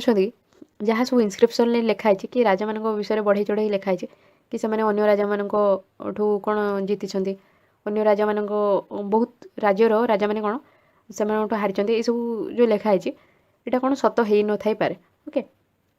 ସେମାନେ ଏମିତି ଲେଖିଥାଇ ପାରନ୍ତି କି ବ୍ରାହ୍ମଣମାନେ ସେମାନଙ୍କଠୁ କ'ଣ ସବୁ ଲ୍ୟାଣ୍ଡ ଗ୍ରାଣ୍ଟ ପାଉଥିଲେ, ବିଭିନ୍ନ ପୁରସ୍କାର ପାଉଥିଲେ ଏବଂ ସେମାନେ ଯାହା କହିଥିବେ କିଙ୍ଗମାନେ ସେମାନେ ସେସବୁ ଜିନିଷ ଲେଖିଥାଇ ପାରନ୍ତି। ଓକେ, ଏଇଟା କହୁଛି କି ଏ ବିଷୟରେ ଜାଣିଲେ କି ପ୍ରଶସ୍ତି ଆଣ୍ଡ ଲ୍ୟାଣ୍ଡ ଗ୍ରାଣ୍ଟ ବିଷୟରେ ଆମେ ପଢ଼ିଲେ। ପ୍ରଶସ୍ତିରେ ଦେଖିଲେ ଯେଉଁ ସବୁ ରାଜାମାନଙ୍କ ଶାସନ ବିଷୟରେ ଏବଂ ତାଙ୍କର ସବୁ ପଲିସି କ'ଣ ସବୁ ସେମାନେ ରାଜ୍ୟ ଜିତିଛନ୍ତି ସେସବୁ ବିଷୟରେ ଲେଖା ହେଉଛି। ଲ୍ୟାଣ୍ଡ ଗ୍ରାଣ୍ଟ ହେଲା ଭୂମିର ଯେଉଁ ପୁରସ୍କାର ବା ଅନୁଦାନ ଦିଆହେଇଛି, ଓକେ, ଦାନ କରାହେଇଛି ବ୍ରାହ୍ମଣମାନଙ୍କୁ ଦିଆହେଇଛି ସାଧାରଣତଃ, ଏବଂ ଯେଉଁ ଦିଆହେଇଛି ସେମାନଙ୍କୁ ସେ ଜମି ବୋଲି ସେ ଭୂମି ଦିଆହେଇଛି ବୋଲି ତା ବିଷୟରେ କପର ପ୍ଲେଟ୍ରେ ଲେଖାହେଇଛି ଏବଂ ତା ଉପରେ ଗୋଟେ ରାଜକୀୟ ମୋହର ମରା ହେଇଛି, ଯାହାଦ୍ୱାରା କି ଏଇଟା ଜଣାପଡ଼ିବ ଯେ ଏଇଟା ଗୋଟେ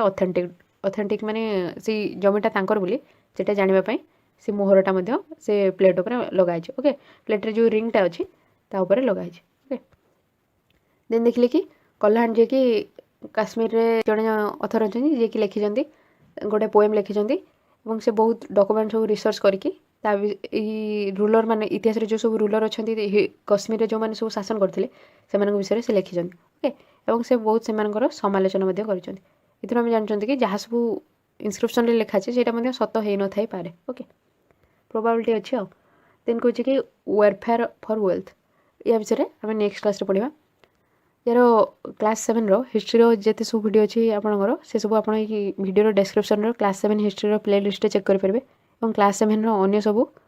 चैप्टर जहाँ सब वीडियो आप सब डेस्क्रिप्शन प्ले लिस्ट क्लास 7 साइंस हिस्ट्री सब देखिपारे कि आप चैनल प्ले लिस्ट क्लास 7 हिस्ट्री साइंस ये सब वीडियो चेक करेंगे। जदि आज आपको वीडियो हेल्पफुल होती तो वीडियो लाइक करेंगे, चैनल को सब्सक्राइब करना तो करेंगे और आप फ्रेंड मानकर जहाँ भी दरकार अच्छे से शेयर करूँ। Okay, thank you, thanks for listening.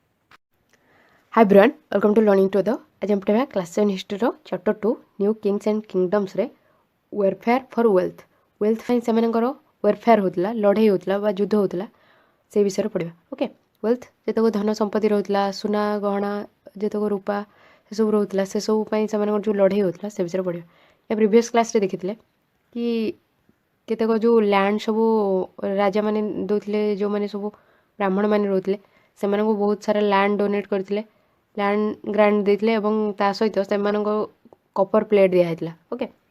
जो थी कि लिखा होता कि जो मानक से लैंड दिखाई से विषय लिखा होता ता उपर गोटे राजकीय मोहर मरा होता। ओके, जोटा कि दर्शाऊला कि सेटा कौन ऑथेंटिक बोली राजा से मिली तार गोटे मोहर मरा जाता। देन आज पढ़ा कि वेलफेयर फॉर वेल्थ जो लड़ाई होता से विषय पढ़ा। You may have noticed that each of these ruling dynasties was based in a specific region. तुम्हें हुए तो लक्ष्य करी कि प्रत्येक शासक जो मैंने अच्छा राजवंश प्रत्येक राजवंश से मैंने गोटे पर्टिकुलर रिजन को बिलोंग कर गोटे अंचल को बिलोंग करमती आम देखुं मैप भितर देखिले कि समस्ते गोटे गोटे एरिया सब डायनेस्टी सब राजवंशर समस्त गोटे गोटे स्पेसिफिक एरिया रही जहाँ भर कि शासन करुँच। Okay, at the same time they tried to control other areas से समान समय जिते से निज रिजन में शासन कर जो सब अंचल अच्छी ताकू नियंत्रण करने चाहते। ओके, से कौन कर राज्य सहित सब लड़ाई कर युद्ध कर कि अन्य राज्यर जहाँ सब धन संपत्ति अच्छी जहाँ भी लैंड अच्छी से सबको निज राज्य सहित मिसाइवाई से कौन कंट्रोल करने अन्य राज्य को से लड़ाई कर। One particularly prized area was the city of Kanauj in the Ganga valley कुछ सबुठ गोटे मूल्यवान एरिया थिला सबुठ भैल्युएबल एरिया थिला से समय कौन ना कनौज थिला गंगा वैली गंगार उपत्यकार जो कनौज सहर थिला सेटा सबुठ मूल्यवान जगह थिला कहीं सेटा गंगार उपत्यकार थिला सेठी बहुत उर्वर मूर्तिकार होता सेठी भल कृषि कार्य होता। ओके, सेटा बहुत प्राइज्ड एरिया थिला से समय। देन कहूँ for centuries rulers belonging to the Gurjara Pratihara, Rashtrakuta and Pala dynasties fought for control over Kannauj। कुछ कि सेंचुरी धरिकी 100 वर्ष धरिकी जो शासक मैंने सब थे गुर्जारा प्रतिहारा राजवंशर राष्ट्रकूता राजवंशर पाला डायनास्टी पाला राजवंशर जो मैंने सब कौन शासक मैंने थे से कनौज जो अंचल को सेटा को अधिकार करने सब लड़ाई करते। Because there were 3 parties in this long run conflict historians often describe it as the tripartite struggle। कुछ कि ये जो स्ट्रगल थिला ये जो लड़ाई चलता है 3टा पार्टी भितर होता। ओके, 3टा दल जमीक देखले 3टा राजवंश भितर होता गुर्जरा प्रतिहार गोटे राष्ट्रकूता देन पाला ये तीनटा राजवंश भितर बहुत समय धरी लड़ाई होता तेणु ऐतिहासिकार मैंने जो से विषय स्टडी पढ़ी से ये तीन पार्टी मानकर जो स्ट्रगल को लड़ाई को कहते ट्राइपार्टाइट स्ट्रगल ओके तीन जन दल बा पार्टी भितर स्ट्रगल लड़ाई को से ना देते ट्राइपार्टाइट स्ट्रगल देन कहूँ आज we will see in page 62-66 rulers also tried to demonstrate their power and resource by building large temples जमती कि आम पेज 62-66 रे देखा शासक मैंने कौन पावर तांको शक्ति और जहाँ तांकर साधन अच्छी से सब को दर्शाइवाई से पाखे केते रिसोर्स अच्छी से सब बड़ बड़ टेम्पल तैयारी करते मंदिर सब तैयारी करते ओके पावर आउ रिसोर्स जहाँ धन संपत्ति अच्छी से सब देखापी से बड़ बड़ मंदिर निर्माण करते So when they attacked one another's kingdoms, they often chose to target temples, which were sometimes extremely rich. कुछ कि जितेबाला से चाहूले कि अन्य राज्य उपर आटाक करने ओके आक्रमण करने को चाहूले से टार्गेट रखुले कौ जगार से लक्ष्य रखुले आटाक करने को टेम्पल्स उपर ओके सब प्रत्येक राज्यर जो टेम्पल्स रोला ताऊपर से कौन टार्गेट रखुले लक्ष्य रखुले आक्रमण करने कहीं से गुड़ा बहुत रिस्क थाए ओके से राजा मैंने जहाँ सब रिसोर्स रोचे जितक सब संपत्ति रोचे जितक सुना रूपा से सब जिनस को से ही कौन व्यवहार करता रखी था भी स्टोर कर ओके से टार्गेट रखी था टेम्पल उपर सब आटाक करने को fast you will read more about this in chapter 5 या विषय तुम चैप्टर 5 रे अधिक या विषय पढ़ो one of the best known of such rulers is Sultan Mahmud of Ghazni Afghanistan गजनीर जड़े शासक थे महमूद ओके से ही एपाई बेसी जनाशुना कि से बहुत थर जो आटाक कर तो से टेम्पल को ही टार्गेट करके सब आटाक कर मंदिर उपर टार्गेट करके से सब आक्रमण कर से बहुत जनाशुना एपाई he ruled from 997 to 1030 and extended control over parts of Central Asia, Iran and the northwestern part of the subcontinent. से शासन करथिले 997 रु 1030 जाए से शासन करथिले एवं तांकर जो नियंत्रण थिला से शासन करथिले को एरिया रे सेंट्रल एशिया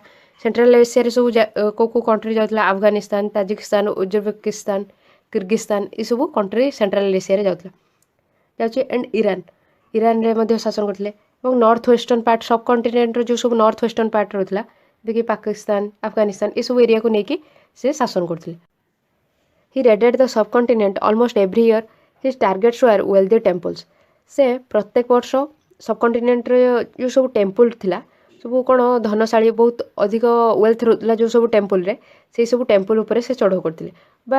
ता उपर ही से अटैक करते okay including that of Somnath Gujarat से गुजरात जो सोमनाथ टेम्पल अच्छी सेटा रही ताऊपर से बहुत थर कौन चढ़ाऊ कर अटैक कर much of the wealth Mahmud carried away was used to create a splendid capital city at Ghazni कुछ बहुत परिमाण जो धन संपत्ति महमूद कैरी कले सहित नहीं गले से गोटे गजनी रे गोटे बहुत सुंदर कौन राजधानी तैयारी कले ओके यहाँ गोटे क्वेश्चन मन रखिए कि से कौ मंदिर को बहुत थर आक्रमण कर गुजरातर सोमनाथ मंदिर को सेठू से बहुत परिमाण कौन जहाँ सब वेल्थ थिला सुना रूपा से सब को नहीं जाइछन Sultan Mahmud was also interested in finding out more about the people he conquered and entrusted a scholar named Al-Biruni to write an account of the subcontinent. सुल्तान मोहम्मद जो थे राजा मोहम्मद जो थे से मध्य इंटरेस्टेड थे जो सब एरिया को से कौन जीतुले जो सब एरिया को सब जय करते सेठिकार लोक मान विषय से जानियार बहुत इंटरेस्टेड थे तेणु से जड़े विद्वान जहाँ ना था कि अल्बिरोनी ओके तांकु से कौन दायित्व देते कि से सबकंटिनेंटर जो सब लोक मैंने अच्छा से उपरे कौन लिखापी से दायित्व देते this Arabic work known as the Kitab-ul Hind remains an important source for historians कुछ कि जो अराबिक लैंग्वेज रे सेटा लिखाई तार बुक गोटे लिखाई तार ना है किताबुल हिंद सेटा गोटे कौन गुरुत्वपूर्ण सोर्स है हिस्टोरियंस मानी जो ऐतिहासिकार मैंने रही इतिहास विषय जो मैंने स्टडी कर पढ़ुं से गोटे गुरुत्वपूर्ण स्रोत जानापी इतिहास विषय से बुक्र ना है किताबुल हिंद लिखिंट अल्बिरोनी ओके यहाँ लिखाई क्या समय सुल्तान मोहम्मद का समय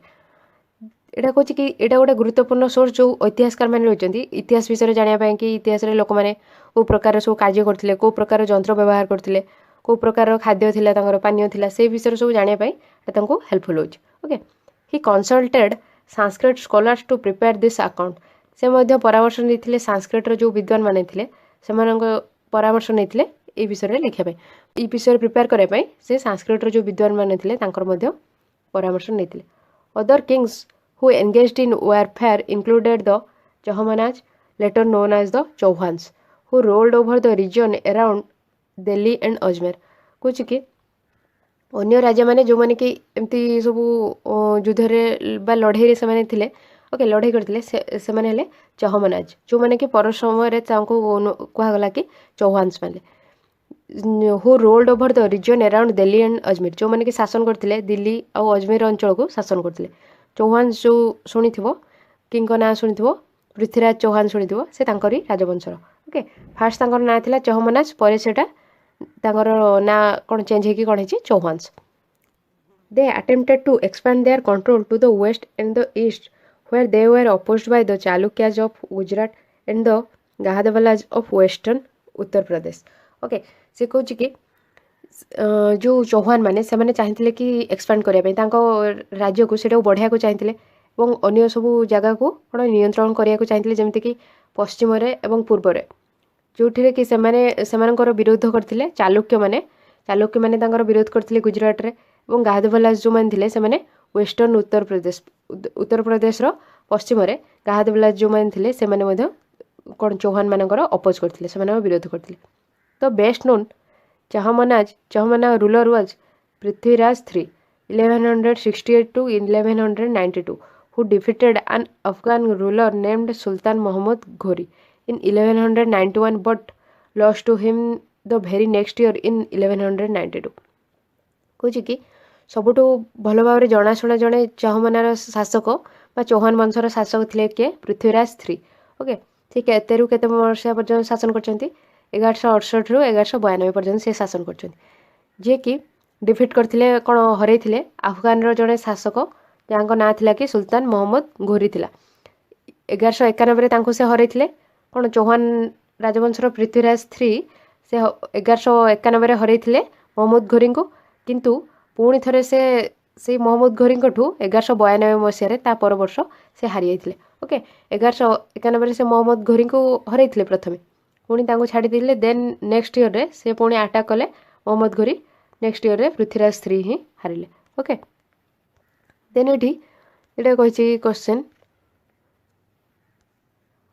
ଏଠି ଦେଇଦେଇଛି ସୁଲତାନ କାହାକୁ କୁହାହେଉଛି an Arabic term meaning ruler ଶାସକମାନଙ୍କୁ ହିଁ ରାଜାମାନଙ୍କୁ କୁହାହେଉଛି ସୁଲତାନ ଓକେ ଆରାବିକ୍ ଟର୍ମରେ ରୁଲରମାନଙ୍କୁ ଶାସକମାନଙ୍କୁ କୁହାହେଉଛି ସୁଲତାନ look at map 1 and suggest reasons why these rulers wanted to control Kanauj and the Ganga valley କହୁଛି ମ୍ୟାପ୍ 1କୁ ଦେଖ ଏବଂ କାରଣ ଦର୍ଶାଅ କି କ'ଣ ପାଇଁ ଶାସକମାନେ ଚାହୁଁଥିଲେ କନୌଜ ଆଉ ଗଙ୍ଗା ଭ୍ୟାଲି ଗଙ୍ଗାର ଉପତ୍ୟକା ସେ ଅଞ୍ଚଳରେ କ'ଣ ପାଇଁ ସେ ଅଞ୍ଚଳକୁ ସେମାନେ କ'ଣ ପାଇଁ କଣ୍ଟ୍ରୋଲ କରିବା ପାଇଁ ଚାହୁଁଥିଲେ ତାର କାରଣ ଦର୍ଶାଅ କହୁଛି ଓକେ କ'ଣ ପାଇଁ ସେସବୁ ଅଞ୍ଚଳକୁ ସେମାନେ ନିୟନ୍ତ୍ରଣ କରିବାକୁ ଚାହୁଁଥିଲେ ସେଇଟା କହିଛି କନୌଜ ରହିଛି ଆମର ମ୍ୟାପ୍ 1ରେ ଏଇ ଜାଗାରେ ରହୁଛି ଓକେ ଏଇଟା ହେଲା କନୌଜ ରହୁଛି ଏଠି ଯାଇଛି ଗଙ୍ଗା ରିଭର ଓକେ ଏଇ ଅଞ୍ଚଳଟା କ'ଣ ବହୁତ ଉର୍ବର ମୃତ୍ତିକା ଦେଖାଯାଉଥିଲା ଗଙ୍ଗା ନଦୀର ଉପତ୍ୟକା ଅଞ୍ଚଳ ତ ସେଥିପାଇଁ ଗୁର୍ଜାରା ପ୍ରତିହାର ମାନେ ପାଲାଜ ମାନେ ଏମାନେ ସବୁ କ'ଣ ଲଢ଼େଇ କରିଥିଲେ ସେ ଅଞ୍ଚଳକୁ କ'ଣ ରାଷ୍ଟ୍ରକୃତା ମାନେ ଏସବୁ ଲଢ଼େଇ କରୁଥିଲେ ସେ ଅଞ୍ଚଳର ଅଧିକାର କରିବା ପାଇଁ ଓକେ ଏଠି ରହୁଛନ୍ତି ପାଲାଜ ମାନେ ଏଠି ରହୁଛନ୍ତି ଗୁର୍ଜାରା ପ୍ରତିହାର ଦେନ୍ ରାଷ୍ଟ୍ରକୃତାଜ ମାନେ ରହୁଛନ୍ତି ସେ ଏଠି ରହୁଛନ୍ତି ରାଷ୍ଟ୍ରକୃତା ଓକେ ଏଇ ତିନିଟା ରାଜବଂଶ କ'ଣ ଲଢ଼େଇ କରୁଥିଲେ କନୌଜ ଅଞ୍ଚଳକୁ ଉପରେ ଅଧିକାର କରିବା ପାଇଁ ଓକେ କାହିଁକିନା ସେଇଟା ଏଗ୍ରିକଲଚର ପାଇଁ ସେ ଏରିଆଟା ବହୁତ ଭଲ ଥିଲା ସେଥିପାଇଁ ସେମାନେ ଚାହୁଁଥିଲେ ସେ ଏରିଆକୁ କଣ୍ଟ୍ରୋଲ କରିବାକୁ ଦେନ୍ କହିଛି କି look at map 1 again and discuss why the Chahmanaz may have wanted to expand their territories ଯେ ମ୍ୟାପ୍ 1କୁ ଆଉ ଥରେ ଦେଖ ଏବଂ ଆଲୋଚନା କର କି କ'ଣ ପାଇଁ ଚହମନାଜ ଯେଉଁମାନେ ଚୌହାନ ମାନେ ସେମାନେ କ'ଣ ପାଇଁ ଚାହୁଁଥିଲେ ତାଙ୍କ ଅଞ୍ଚଳକୁ ଏକ୍ସପାଣ୍ଡ କରିବା ପାଇଁ ପ୍ରସାରିତ କରିବା ପାଇଁ କ'ଣ ପାଇଁ ଚାହୁଁଥିଲେ ଓକେ ତ ଆଜି ଆମେ ଦେଖିଲେ କି ପଢ଼ିଲେ ଆମର କ'ଣ ୱେଲ୍ଥ ପାଇଁ ଧନ ସମ୍ପତ୍ତି ପାଇଁ ସେମାନଙ୍କର ଯେଉଁ ଲଢ଼େଇ ହେଇଥିଲା ସେଥିପାଇଁ ଦେଖୁଛନ୍ତି କି କେତେ ମେନଲି କନୌଜ ଅଞ୍ଚଳ ଯେଉଁ ଥିଲା କନୌଜ ଅଞ୍ଚଳକୁ ସେଇଟା ସବୁଠୁ କ'ଣ ମୂଲ୍ୟବାନ ଅଞ୍ଚଳ ଥିଲା ଯେଉଁଠିକି ତିନିଟା ପାର୍ଟି ବା ତିନିଟା ଦଳ ତିନିଟା ରାଜବଂଶ ସେ ଜାଗା ପାଇଁ ଲଢ଼େଇ କରୁଥିଲେ ଗୁର୍ଜାରା ପ୍ରତିହାର ରାଷ୍ଟ୍ରକୃତା ଆଣ୍ଡ ପାଲା ତିନିଟା ରାଜବଂଶର ରାଜାମାନେ ଶାସନ କରୁଥିଲେ ସେଞ୍ଚୁରୀ ଧରିକି ଶହ ବର୍ଷ ଧରିକି ଏଇ ଷ୍ଟ୍ରଗଲକୁ ଟ୍ରାଇପାର୍ଟାଇଟ୍ ଷ୍ଟ୍ରଗଲ ବୋଲି ହିଷ୍ଟୋରିଆନ୍ସ ମାନେ ତାର ନାଁ ଦେଇଛନ୍ତି ଟ୍ରାଇପାର୍ଟାଇଟ୍ ଷ୍ଟ୍ରଗଲ ଏଣ୍ଡ ଦେଖିଛନ୍ତି କି ରାଜାମାନେ ସାଧାରଣତଃ ତାଙ୍କର ପାୱାର ଆଉ ରିସୋର୍ସକୁ ଶକ୍ତି ଏବଂ ତାଙ୍କର ଯେଉଁ ସାଧନ ଅଛି ସେସବୁ ଦେଖିବା ପାଇଁ ବଡ଼ ବଡ଼ ସବୁ ଟେମ୍ପଲ ତିଆରି କରୁଥିଲେ ओके एवं अन्य जो राजा मैंने जितेबाला गोटे राज्य उपर कौन आटाक करते से साधारणतः टार्गेट करते टेम्पल्स मानक ओके तापर ही से आटाक करते एवं अफगान जड़े शासक थे जे कि मोहम्मद ऑफ गजनी अफगान गजनी जड़े शासक थे मोहम्मद सुल्तान मोहम्मद जे थे से शासन करते 997 रु 1030 पर्यंत ओके से सोमनाथ गुजरात सोमनाथ टेम्पल उपरे से बहुत थर कौन आक्रमण कर जहाँ सब वेल्थ मिली विभिन्न मंदिर उपर इंडिया से कौन अटाक कर जहाँ सब वेल्थ मिली से सबको से नहीं कौन तांकर कैपिटल सिटी बनवाई राजधानी राजधानी को भल भाव बनवाई से व्यवहार कर ओके से शासन करते central Asia Iran and north western part सब कॉन्टिनेंट रे यही सब अंचल रे से शासन करते सब कॉन्टिनेंट है गोटे महादेशर गोटे स्थल भाग ओके से सब कॉन्टिनेंट कहुचे जमीक आम सब कॉन्टिनेंट इंडिया जाऊे बांग्लादेश पाकिस्तान चाइना ये सब को लेकिन आम सब कॉन्टिनेंट होती अफगानिस्तान ये सब को लेकिन गोटे सब कॉन्टिनेंट हो सब सब कॉन्टिनेंट जो अंचल रोचे कहुचे रिजन्स ऑफ सब कॉन्टिनेंट कहुचे एंड देखते अल्बिरोनी जड़े कि विद्वान जे थे से लिखिं किताब उल हिंद ओके जोटा कि हिस्टोरियन मान को हेल्प कर हिस्ट्री विषय बहुत जानापी चौहान फेमस जे राजा थे अधिक जनाशुना पृथ्वीराज थ्री थे से फास्ट 1191 1191 मोहम्मद घोरी को हरई देन 1192 से मोहम्मद घोरी ठू हारी ओके और चौहान राजवंशर राजा मैंने शासन करते दिल्ली और अजमेर अंचल ओके तो आज आम पढ़ले वेलफेयर फॉर वेल्थ देखिले देन पढ़ा ए क्लोजर लुक द चोलाज मान विषय भल भाव पढ़ा ओके यदि आपको आज वीडियोटा हेल्पफुल होती तो वीडियो लाइक करेंगे चैनल को यदि सब्सक्राइब करना तो करने और आपन फ्रेंड मान जहाँ भी दरकार है से शेयर करेंगे यार प्रीवियस वीडियो जितक अच्छे आप वीडियो डिस्क्रिप्शन में क्लास 7 हिस्ट्री प्लेलिस्ट चेक करेंगे और क्लास 7 अन्य चैप्टर अन्य सब्जेक्टर वीडियो आप वीडियो डिस्क्रिप्शन में क्लास 7 साइंस प्लेलिस्ट चेक करेंगे कि चैनल प्लेलिस्ट जाए चेक करेंगे क्लास 7 सब सब्जेक्टर video okay thanks for listening hi brand welcome to learning to the आज हम पढ़ा class 7 history chapter 2 new kings and kingdoms रे a closer look the Cholas Chola मान विषय चोल राजवंश जो थिला तांको विषय क्लोजर लुक द चोलाज कह या प्रीवियस क्लास में देखते कि वेल्थ केमती सब लड़ाई होता कि संपत्ति धन संपत्ति अन्य राज्यर से केमी राजा मैंने सब अन्य राज्य सहित लड़ाई करते से राज्य को अधिकार करने गोटे ट्राइपार्टाइट स्ट्रगल हिस्टोरियन मैंने गोटे स्ट्रगल ना देते जो थे कि 3टा राजवंशर राजा गुर्जारा प्रतिहारा राष्ट्रकूता पाला डायनास्टी ये 3टा राजवंशर राजा मैंने कनौज जो अंचल था सेटा जोटा कि गंगा भैली पाखे था ओके कनौज सहर गोटे बहुत प्राइज्ड एरिया था सेटा को अधिकार करने 3टा पार्टी बहुत समय धरी लड़ाई करते सेंचुरीज धरिकी से हिस्टोरियन मैंने ट्राइपार्टाइट स्ट्रगल बोली तार ना देते देन देखते कि सुल्तान मोहम्मद जी कि मोहम्मद गजनी थे ओके अफगानिस्तान रो से 997 रु 1030 पर्यंत से रोल करते एंड से इंडिया आमर सोमनाथ टेम्पल जोटा कि गुजरात अच्छे तापर से बहुत थर आक्रमण कर से बहुत परिमाण में वेल्थ नहीं निजर गोटे कैपिटल सिटी गजनी से भल सुंदर भाव में बनवाई से व्यवहार कर जड़े स्कॉलर जी कि अल्बेरोनी थे जी कि लिखिं गोटे किताब उल हिंद लिखिं से लिखापी दायित्व देते किए सुल्तान मोहम्मद देते ओके एंड देखिले कि मोहम्मद घोरी पृथ्वीराज 3 1191 फास्ट मोहम्मद घोरी को से डिफिट करते हरई then next year 1192 1192 Prithviraj 3 Mohammad Ghori कौन एंड चौहमनाथ जो मैंने कि परे चौहान बोली से कहुचे से शासन करते दिल्ली आउ अजमेर अंचल ओके ये सब पढ़ी देन आज पढ़ा कि क्लोजर लुक तो चोला राजवंशर कौ एरिया से शासन करते कौटू कौ एरिया पर्यंत कौन तांको राज्य थिला से विषय पढ़ा यहाँ जो मार्कटा देखी यहाँ यही एरियाटा है चोला डायनास्टीर चोल राजवंशर यही सब एरिया से कौन शासन करते ओके ये कही कि the Chola kingdom and it's neighbours कही कि ये मैपटा देखी चोला किंगडम चोल राजवंश और जो पड़ोसी राज्य से सबको दर्शाई ओके फास्ट कही फ्रॉम उरायूर टू थांजावुर उरायूर थांजावुर ये देखी कि यहाँ है उरायूर ओके ଏଠି ଉରାୟରୁ ଲେଖା ହେଇଛି, ଏଇଟା ଥାଞ୍ଜାଭୁର। ଓକେ, ଦୁଇଟା ପ୍ଲେସ୍ର ନାଁ ଦେଇଛି। ଉରାୟରୁ ଥାଞ୍ଜାଭୁର ପର୍ଯ୍ୟନ୍ତ କ'ଣ ହେଇଛି ଦେଖିବା। How did the Cholas rise to power. Cholas ମାନେ କେମିତି ପାୱାରକୁ ଆସିଲେ, କେମିତି ସେମାନେ ସତ୍ତାକୁ ଆସିଲେ, କେମିତି ସେମାନେ ଶାସନକୁ ଆସିଲେ, ସେ ବିଷୟରେ କ୍ୱେଶ୍ଚନ୍ ପଚାରିଛି। A minor chiefly family known as the Muttaraiyar held power in the Kaveri delta. କହୁଛି କି ଗୋଟେ ଛୋଟ ମୁଖିଆ ପରିବାର ଯାହାର ନାଁ ଥିଲା କି ମୋଟେରିଆର, ସେମାନେ କ'ଣ ତାଙ୍କର ପାୱାର ଥିଲା କାବେରୀ ଡେଲ୍ଟା ରିଜନ୍ରେ। ଓକେ, କାବେରୀ ଡେଲ୍ଟା ରିଜନ୍ ଏଇଠି ଦେଖୁଛି। ଓକେ, ଏଇଠି କାବେରୀ ଡେଲ୍ଟା ରିଜନ୍ରେ ସେମାନଙ୍କର ପାୱାର ଥିଲା, ସେଇ ଅଞ୍ଚଳରେ ସେମାନେ ଶାସନ କରୁଥିଲେ। ଡେଲ୍ଟାଟା ହେଲା ନଦୀ ମୁହାଣର ଗୋଟେ ତ୍ରିକୋଣ ଭୂମି ପରି, ଓକେ, ଗୋଟେ ଟ୍ରାଙ୍ଗଲ ପରିକା, ତ୍ରିଭୁଜ ପରିକା ଏରିଆ, ଯେଉଁଠିକି ମାଟି ବାଲି ଏସବୁ ଜାଗା ଏସବୁ ଜିନିଷ ବହୁତ ଜମା ହେଇଥାଏ, ସେଇ ଏରିଆଟାକୁ ଗୋଟେ ଡେଲ୍ଟା କୁହାଯାଉଛି। ଓକେ, ତ୍ରିକୋଣ ଭୂମି ପରି ଏରିଆ, ସେଇ ଜାଗାକୁ କୁହାଯାଉଛି। ସେଇ ଅଞ୍ଚଳରେ ସେମାନେ ଶାସନ କରୁଥିଲେ। They were subordinate to the Pallava kings of Kanchipuram. ସେମାନେ ସବଅର୍ଡିନେଟ୍ ଥିଲେ, ଚୋଳାଜ ମାନେ ସବଅର୍ଡିନେଟ୍ ଥିଲେ ଯେଉଁ ପଲ୍ଲବା କିଙ୍ଗ ଥିଲେ କାଞ୍ଚିପୁରମରେ, ତାଙ୍କ ଅଣ୍ଡରରେ ସେମାନେ ଶାସନ କରୁଥିଲେ। ଓକେ, ତାଙ୍କ ତଳେ ଥିଲେ ସେମାନେ ଚୋଳାଜ ମାନେ। ଓକେ, ସେମାନେ ପଲ୍ଲବା କିଙ୍ଗଙ୍କ ଅଣ୍ଡରରେ ରହି ସେମାନେ ଶାସନ କରୁଥିଲେ। ଓକେ, ଦେନ୍ କହିଛି କି ପଲ୍ଲବା କିଙ୍ଗ ମାନେ କେଉଁ ଅଞ୍ଚଳରେ ଥିଲେ, Kanchipuram.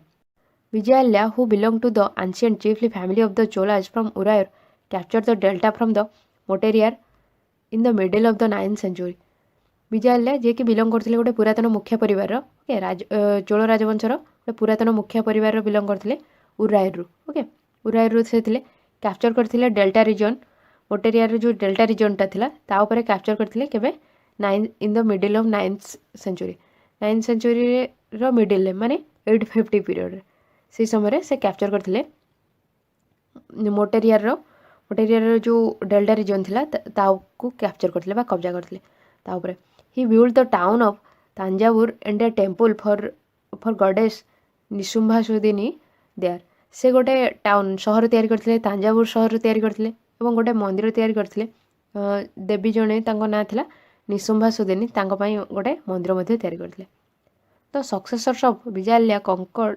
conquered neighboring regions and the kingdom grew in size and power। କହୁଛି କି ଯେଉଁମାନେ ସକ୍ସେସର ଥିଲେ ବିଜୟାଲୟଙ୍କର, ତାଙ୍କର ଯିଏ ଉତ୍ତରାଧିକାରୀ ଥିଲେ, ତାଙ୍କ ପୁଅ, ତାଙ୍କ ଗ୍ରାଣ୍ଡସନ୍ ଯିଏକି ନାତି ଥିଲେ, ସେମାନେ କ'ଣ କଙ୍କର୍ କରିଥିଲେ, ଜିତିଥିଲେ ତାଙ୍କର ନାଇବରିଂ ରିଜନ୍, ଯେତେ ସବୁ ଆଖପାଖ ଏରିଆ, ସେସବୁ ଏରିଆକୁ ମଧ୍ୟ ସେମାନେ ଜିତିଥିଲେ। And the kingdom grew in size and power. ଏବଂ ତାଙ୍କ ରାଜ୍ୟ ସେ ସାଇଜ୍ରେ, ଆକାରରେ ମଧ୍ୟ ବଢ଼ିଲା ଏବଂ ଶକ୍ତିରେ ମଧ୍ୟ ବଢ଼ିଲା। ସେମାନେ ଯେଉଁ ଅଞ୍ଚଳରେ ଥିଲେ ସେସବୁ ତାଙ୍କର ନାଇବରିଂ ସବୁ ରିଜନ୍ ଯେଉଁ ଅଞ୍ଚଳ ଥିଲା, ସେସବୁ ଛୋଟ ଛୋଟ ଅନ୍ୟ ରାଜ୍ୟକୁ ସବୁ ଜିତିବା ଦ୍ୱାରା ସେସବୁ ରାଜ୍ୟ ତାଙ୍କ ସହିତ ମିଶିଲା ଆଉ ତାଙ୍କର ସାଇଜ୍ ବି ବଢ଼ିଲା ତାଙ୍କ ରାଜ୍ୟର, ଆଉ ତାଙ୍କର ପାୱାର ବି ବଢ଼ିଲା। ଅନ୍ୟ ରାଜ୍ୟର ଯେଉଁ ରାଜାମାନେ ଥିଲେ ସେମାନଙ୍କ ପାୱାର ମଧ୍ୟ କ'ଣ ଏ ରାଜ୍ୟ ସହ ମିଶିଲା, ତ ତାଙ୍କର ସାଇଜ୍ ଆଉ ପାୱାର ମଧ୍ୟ ବଢ଼ିଛି। The Pandyan and the Pallava territories to the south and north were made part of this kingdom. ଯେଉଁ ପାଣ୍ଡିଆନ୍ ମାନେ ଥିଲେ ଏବଂ ପଲ୍ଲବା ଟେରିଟୋରିରେ ଯେଉଁମାନେ ଥିଲେ, ଯେଉଁ ଅଞ୍ଚଳ ପଲ୍ଲବା ଟେରିଟୋରି ଏବଂ ପାଣ୍ଡିଆନ୍ ଟେରିଟୋରିରେ ଯେଉଁମାନେ ଥିଲେ ଦକ୍ଷିଣରେ ଏବଂ ଉତ୍ତରରେ, ସେମାନେ ମଧ୍ୟ ଏଇ କିଙ୍ଗଡମ୍ର ପାର୍ଟ ହେଲେ। ଓକେ, ଏଇ ସାମ୍ରାଜ୍ୟର, ଏଇ ଚୋଳ ସାମ୍ରାଜ୍ୟର ସେମାନେ ମଧ୍ୟ ପାର୍ଟ ହେଲେ। ଓକେ, ଏଠି ଅଛନ୍ତି ପାଣ୍ଡିଆନ୍ ମାନେ। ଓକେ, ସେମାନେ ମଧ୍ୟ ଚୋଳ କିଙ୍ଗଡମ୍ର ପାର୍ଟ ହେଇଥିଲେ। ଦେନ୍ କହିଛି କି Raja one considered the most powerful Chola ruler became king in 985 and expanded control over most of this area. କହୁଛି କି ରାଜା ୱାନ୍, ଯାହାକି ଚୋଳ ରାଜବଂଶର ସବୁଠୁ ଶକ୍ତିଶାଳୀ ଶାସକ ବୋଲି ମାନିଥାନ୍ତି। ଓକେ, ସେ ରାଜା ହେଇଥିଲେ 985 ମସିହାରେ ଏବଂ ତାଙ୍କର ଯେଉଁ କଣ୍ଟ୍ରୋଲକୁ, ତାଙ୍କ ନିୟନ୍ତ୍ରଣକୁ ସେ ବିସ୍ତାରିତ କଲେ ସବୁ ବହୁତ ଏରିଆ ଉପରେ ସେ ତାଙ୍କର କଣ୍ଟ୍ରୋଲକୁ ବିସ୍ତାରିତ କଲେ। ଓକେ, ତାଙ୍କ ଶାସନ ବା ସାମ୍ରାଜ୍ୟକୁ ସେ ବହୁତ ବଢ଼ାଇଥିଲେ। He also reorganised the administration of the empire. ସେ ମଧ୍ୟ ତାଙ୍କ ସାମ୍ରାଜ୍ୟର ଯେଉଁ ଶାସନ ଥିଲା ତାକୁ କ'ଣ ପୁଣି ନୂଆ ଭାବରେ ତିଆରି କରିଥିଲେ, ପୁନର୍ଗଠନ କରିଥିଲେ ପୁଣି ଥରେ। ଓକେ, ତାଙ୍କର ଯେଉଁ ଶାସନ ଥିଲା, ତାର ଯାହା ସବୁ ପଲିସି ଥିଲା, ନିୟମ ଥିଲା, ତାକୁ ରିଅର୍ଗାନାଇଜ୍ କରିଥିଲେ। Raja son Rajendra one continued his policies and even raided the Ganga Valley, Sri Lanka and countries of Southeast Asia, developing a navy for these expeditions। କହୁଛି କି ରାଜାଙ୍କର ଯିଏ ପୁଅ ଥିଲେ ରାଜେନ୍ଦ୍ର ୱାନ୍, ସେ କଣ୍ଟିନ୍ୟୁ କରିଥିଲେ ତାଙ୍କର ଯେଉଁ ଯେଉଁ ସବୁ ପଲିସି ତିଆରି କରିଥିଲେ, ଯେଉଁ ସବୁ ନିୟମ ତିଆରି କରିଥିଲେ ତାଙ୍କ ସାମ୍ରାଜ୍ୟ ପାଇଁ, ସେସବୁକୁ ସେ କଣ୍ଟିନ୍ୟୁ କଲେ ଏବଂ ଗଙ୍ଗା ଭ୍ୟାଲି ମଧ୍ୟ, ସେ ଅଞ୍ଚଳକୁ ମଧ୍ୟ ସେ କବ୍ଜା କଲେ। ସେସବୁ ଅଞ୍ଚଳ ମଧ୍ୟ ତାଙ୍କ ସାମ୍ରାଜ୍ୟରେ ମିଶାଇଲେ ଏବଂ ଶ୍ରୀଲଙ୍କା ଏବଂ ଯେଉଁ ସବୁ ଦେଶ ଥିଲା ସାଉଥ୍ ଇଷ୍ଟ ଏସିଆରେ ଯେଉଁ ସବୁ ଦେଶ ଥିଲା, ଯେମିତିକି ଇଣ୍ଡୋନେସିଆ, ମିଆଁମାର, ମାଲେସିଆ, ଏସବୁ ଦେଶକୁ ମଧ୍ୟ ସେ ଚୋଳ ସାମ୍ରାଜ୍ୟରେ ମିଶାଇଥିଲେ। Okay, developing a navy for this expedition ई अभियान पे से गोटे नौसेना डेभलप करते ओके जहाँद्वारा कि से जो अन्य जो कंट्री को सब जितुले जमीक म्यांमार है इंडोनेशिया है से सब कंट्री जो जितुले से नौसेना गोटे कौन डेभलप करते ओके इतु देखुं कि से डेभलप थे से पाखे नौसेना थिला ओके चोल राजवंश देखुं कौन केते एक्सपांड करपटे इंडोनेशिया ये सब अंचल म्यांमार ये सब अंचल को से कौन तांकर राज्य विस्तार करते से सब एरिया को से जीति एंड जो गंगा भैली एरिया रोचे नॉर्थ रे से पर्यंत से नॉर्थ डायरेक्शन रे साम्राज्य को एक्सपांड करते बढ़ाई ओके तो देखुं कि उरायरू तांजावुर यहाँ जो कही ये सब रिजन रू से केते एक्सपांड करिसेंती से विषय आम पढ़ले तो आज आम देखले कि गोटे छोट मुखिया परिवार जो जार ना थिला कि मोटेरियार थिला सेमाने कोन पावर थिला तांकर कावेरी डेल्टा रीजन रे तांकर पावर थिला सेमाने पल्लव किंग सबऑर्डिनेट थिले तांको अंडर रे सेमाने शासन करथिले विजयालय जे कि एंशिएंट चीफली फैमिली मुखिया परिवार थिले चोल राजवंशर से कौन करथिले ना उरायरू बिलोंग करथिले एवं से जो मोटेरियार जो गोटे डेल्टा रीजन को फास्ट से कैप्चर कले ओके कैप्चर कले मिडिल 9th सेंचुरी कैप्चर कले एवं से गोटे सहर तैयार करते तांजावुर और गोटे टेम्पल तैयार करते देवी जड़े निशुंभा सुदिनी ओके जड़े गडेश से गोटे मंदिर तैयार करते विजयालय जो उत्तराधिकारी थे से आखपाख जितक अंचल से सबको जीतले जहाँद्वारा कि किंगडम साइज आकार बढ़ला एंड पावर बढ़ला पांड्यान एवं पल्लव टेरिटोरी जो किंग थे से हरैकी से अंचल को रिजन रे किंगडम रे मिसाइले देन राजा राजा 1 को सबुठू पावरफुल चोला रूलर बोली कंसीडर करा जाए ओके से एडमिनिस्ट्रेशन को पुणी पुनर्गठन करते शासन जो से सब को पुनर्गठन करते साम्राज्य राजा राजा जो पुओ थे राजेंद्र 1 से कौन से पॉलिसी को कंटिन्यू करते से गंगा भैली अंचल से सब अंचल को जीति श्रीलंका जीति देन कंट्री जो सब साउथ ईस्ट एशिया रोला जमती कि इंडोनेशिया म्यांमार मालेशिया ये सब रिजन को से सब कौन जीति एथिपाई से गोटे नौसेना अभियान कौन डेभलप करते ओके से सब विषय पढ़ले then splendid temples and bronze sculptures या विषय आम नेक्स्ट वीडियो पढ़ा यार प्रीवियस वीडियो एवं क्लास 7 हिस्ट्री प्ले लिस्ट आप वीडियो डिस्क्रिप्शन में देखिपारे क्लास 7 अन्य चैप्टर वीडियो आप वीडियो डिस्क्रिप्शन में अन्य सब्जेक्टर वीडियो वीडियो डिस्क्रिप्शन में चेक करेंगे कि चैनल प्ले लिस्ट क्लास 7 हिस्ट्री अन्य चैप्टर अन्य सब्जेक्टर वीडियो देखिपारे यदि आप आज वीडियोटा हेल्पफुल है तो वीडियो लाइक करेंगे तो चैनल को यदि सब्सक्राइब करना तो करने और सब्सक्राइब बटन साइड रे बेल नोटिफिकेशन प्रेस कले जिते नुआ वीडियो आसो चैनल में आपको नोटिफिकेशन मिल जाए और आप फ्रेंड मान जहाँ भी दरकार अच्छे से शेयर करूँ okay thank you thanks for listening hi brand welcome to learning together आज हम पढ़ा class 7 history chapter 2 new kings and kingdoms रे splendid temples and bronze sculpture सुंदर मंदिर सबू एवं कंसार सब मूर्तिकला कौन सब तैयारी होता चोल एम्पायर टाइम रे से विषय पढ़ा okay the big temples of Thanjavur and Gangaikonda Cholapuram built by Raja Raja and Rajendra are architectural and sculptural marvels बड़ बड़ मंदिर तांजावुर एवं गंगाईकोंडा चोलापुरम जो बड़ बड़ मंदिर तैयारी राजा राजा एवं राजेंद्र जो किंग चोला एम्पायर किंग थे से द्वारा जो मंदिर तैयारी ये सब कौन कौच कि जो स्थापत्य और मूर्तिकला ये सब बहुत कौन गोटे गोटे चमत्कारिता ओके बहुत सुंदर एवं एगुटा गोटे गोटे चमत्कार परिक बहुत भल भल मंदिर तैयारी होता Chola temples often became the nucleus of settlements which grew around them कुछ चोलार मंदिर सब से मुख्य केन्द्र स्थान थिला सेटलमेंट रे बसति स्थापन जो लोक मैंने करथिले बसवास करथिले सेटा केन्द्र स्थान थिला कि से मंदिर पाखापाखी अंचल में सब लोक मैंने बसति स्थापन करी रहउथिले these are centres of craft production ये सब स्थान क्राफ्ट प्रोडक्शन कारीगरी गोटे मूल जगह थिला ओके जो टेम्पल थिला से आखपाखर लोक मैंने रहउथिले एवं से जगह क्राफ्ट प्रोडक्शन कारीगरी गोटे केन्द्र स्थान थिला temples are also endowed with land by rulers as well as by others मंदिर को शासक मैंने एवं अन्य मैंने लैंड द्वारा जमी देकी मंदिर को कौन समृद्ध करते ओके सब दान करते तो प्रोड्यूस ऑफ दिस लैंड जहाँ भी भूमि उत्पादन होता went into maintaining the specialists who worked at the temple and very often lived near it. Priests, garland makers, cooks, ସୁଇପର୍ସ, ମ୍ୟୁଜିସିଆନ୍ସ, ଡାନ୍ସର୍ସ ବୁଝି କି ଭୂମିରୁ ଯାହା ବି ସବୁ ଉତ୍ପାଦନ କରାହେଉଥିଲା ଯେଉଁ ଜମିକୁ କ'ଣ ମନ୍ଦିରକୁ ଦାନ କରାହେଇଥିଲା ସେ ଜମିରୁ ଯାହା ବି ଉତ୍ପାଦନ ହେଉଥିଲା ସେସବୁ କ'ଣ ମନ୍ଦିରରେ ଯେଉଁମାନେ ସବୁ କାର୍ଯ୍ୟ କରୁଥିଲେ ଯେଉଁ ସ୍ପେଶାଲିଷ୍ଟ ମାନେ ବିଶେଷଜ୍ଞ କହୁଛି ଯେଉଁମାନେ କାର୍ଯ୍ୟ କରୁଥିଲେ ଯେମିତିକି ବହୁତ ସମୟରେ ଯେଉଁମାନେ କି ତା ପାଖାପାଖି ଅଞ୍ଚଳରେ ରହୁଥିଲେ ଯେମିତିକି ପ୍ରିଷ୍ଟ ମାନେ ପୂଜକ ଯେଉଁମାନେ ଥିଲେ ଗାର୍ଲାଣ୍ଡ ମେକର ଯେଉଁମାନେ କି ମାଳା ବନାଉଥିଲେ କୁକ୍ସ ଯେଉଁମାନେ ଖାଦ୍ୟ ପ୍ରସ୍ତୁତ କରୁଥିଲେ ସୁଇପର୍ସ ଯେଉଁମାନେ ସଫାସୁତୁରା କରୁଥିଲେ ପୁଣି ମ୍ୟୁଜିସିଆନ୍ସ ମାନେ ଡାନ୍ସର୍ସ ମାନେ ଏମାନଙ୍କ ପାଇଁ କ'ଣ ସେ ଲ୍ୟାଣ୍ଡରୁ ଯାହା ବି ପ୍ରଡ୍ୟୁସ୍ ହେଉଥିଲା ତାଙ୍କର ମେଣ୍ଟେନାନ୍ସ ପାଇଁ ତାଙ୍କର କ'ଣ ଭରଣ ପୋଷଣ ପାଇଁ ସେଟାକୁ ବ୍ୟବହାର କରାଯାଉଥିଲା। In other words temples were not only places of worship they were the hub of economic social and cultural life as well. କହୁଛି କି ଅନ୍ୟ ଉପାୟରେ ଆମେ କହିଲେ ମନ୍ଦିର କେବଳ ପୂଜା କରିବାର ଗୋଟେ ସ୍ଥାନ ନଥିଲା ସେଇଟା ଗୋଟେ କେନ୍ଦ୍ର ସ୍ଥାନ ଥିଲା ଯେଉଁ ଇକୋନୋମିକ୍ ଅର୍ଥନୈତିକ ସାମାଜିକ ଏବଂ ସାଂସ୍କୃତିକ ଜୀବନ ପାଇଁ ଏଇଟା ଗୋଟେ କେନ୍ଦ୍ର ସ୍ଥାନ ଥିଲା ବୋଲି କହୁଛି। ଏଠି ମନ୍ଦିରଟା ଯେଉଁ ଦେଖିଛି ମନ୍ଦିର କହିଛି କି ଦ ଟେମ୍ପଲ୍ ଏଟ୍ ଗଙ୍ଗାଇକୋଣ୍ଡା ଚୋଳପୁରମ୍ ଗଙ୍ଗାଇକୋଣ୍ଡା ଚୋଳପୁରମରେ ଯେଉଁ ମନ୍ଦିର ଅଛି ସେଇଟା ତାର ଇମେଜ୍ ଦେଇଛି ଏଇଟା। Notice the way in which the roof tapers କହୁଛି କି ଦେଖ କେଉଁ ଉପାୟରେ ତାର ଯେଉଁ ରୁଫ୍ ଛାତ କହୁଛି ଯେଉଁ ତାର ଉପର ଭାଗ ରହିଛି ମନ୍ଦିରର ସେଇଟା ଧୀରେ ଧୀରେ କେମିତି କ'ଣ ପତଳା ହେଇଯାଇଛି ବା କମି କମି ଯାଇଛି। ଓକେ ତାର ବେସ୍ରୁ ମୂଳ ଜାଗାରୁ ଦେଖିଲେ ତା ଉପର ଆଡ଼କୁ କ'ଣ ମନ୍ଦିରଟା କମି କମି ଯାଇଛି କହୁଛି। ଓକେ ସେଇଟାକୁ ଦେଖିବାକୁ କହିଛି। ଦେନ୍ କହିଛି କି also look at the elaborate stone sculptures used to decorate the outer wall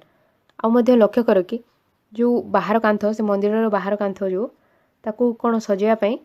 କେମିତି ପଥରର ସବୁ ମୂର୍ତ୍ତିକଳା ତିଆରି ହେଇଛି ସେସବୁ ଦେଖିବାକୁ କହିଛି। ଓକେ ମନ୍ଦିରର ବାହାର କାନ୍ଥକୁ ସଜେଇବା ପାଇଁ କେତେ ସୁନ୍ଦର କ'ଣ ପଥରରେ ସବୁ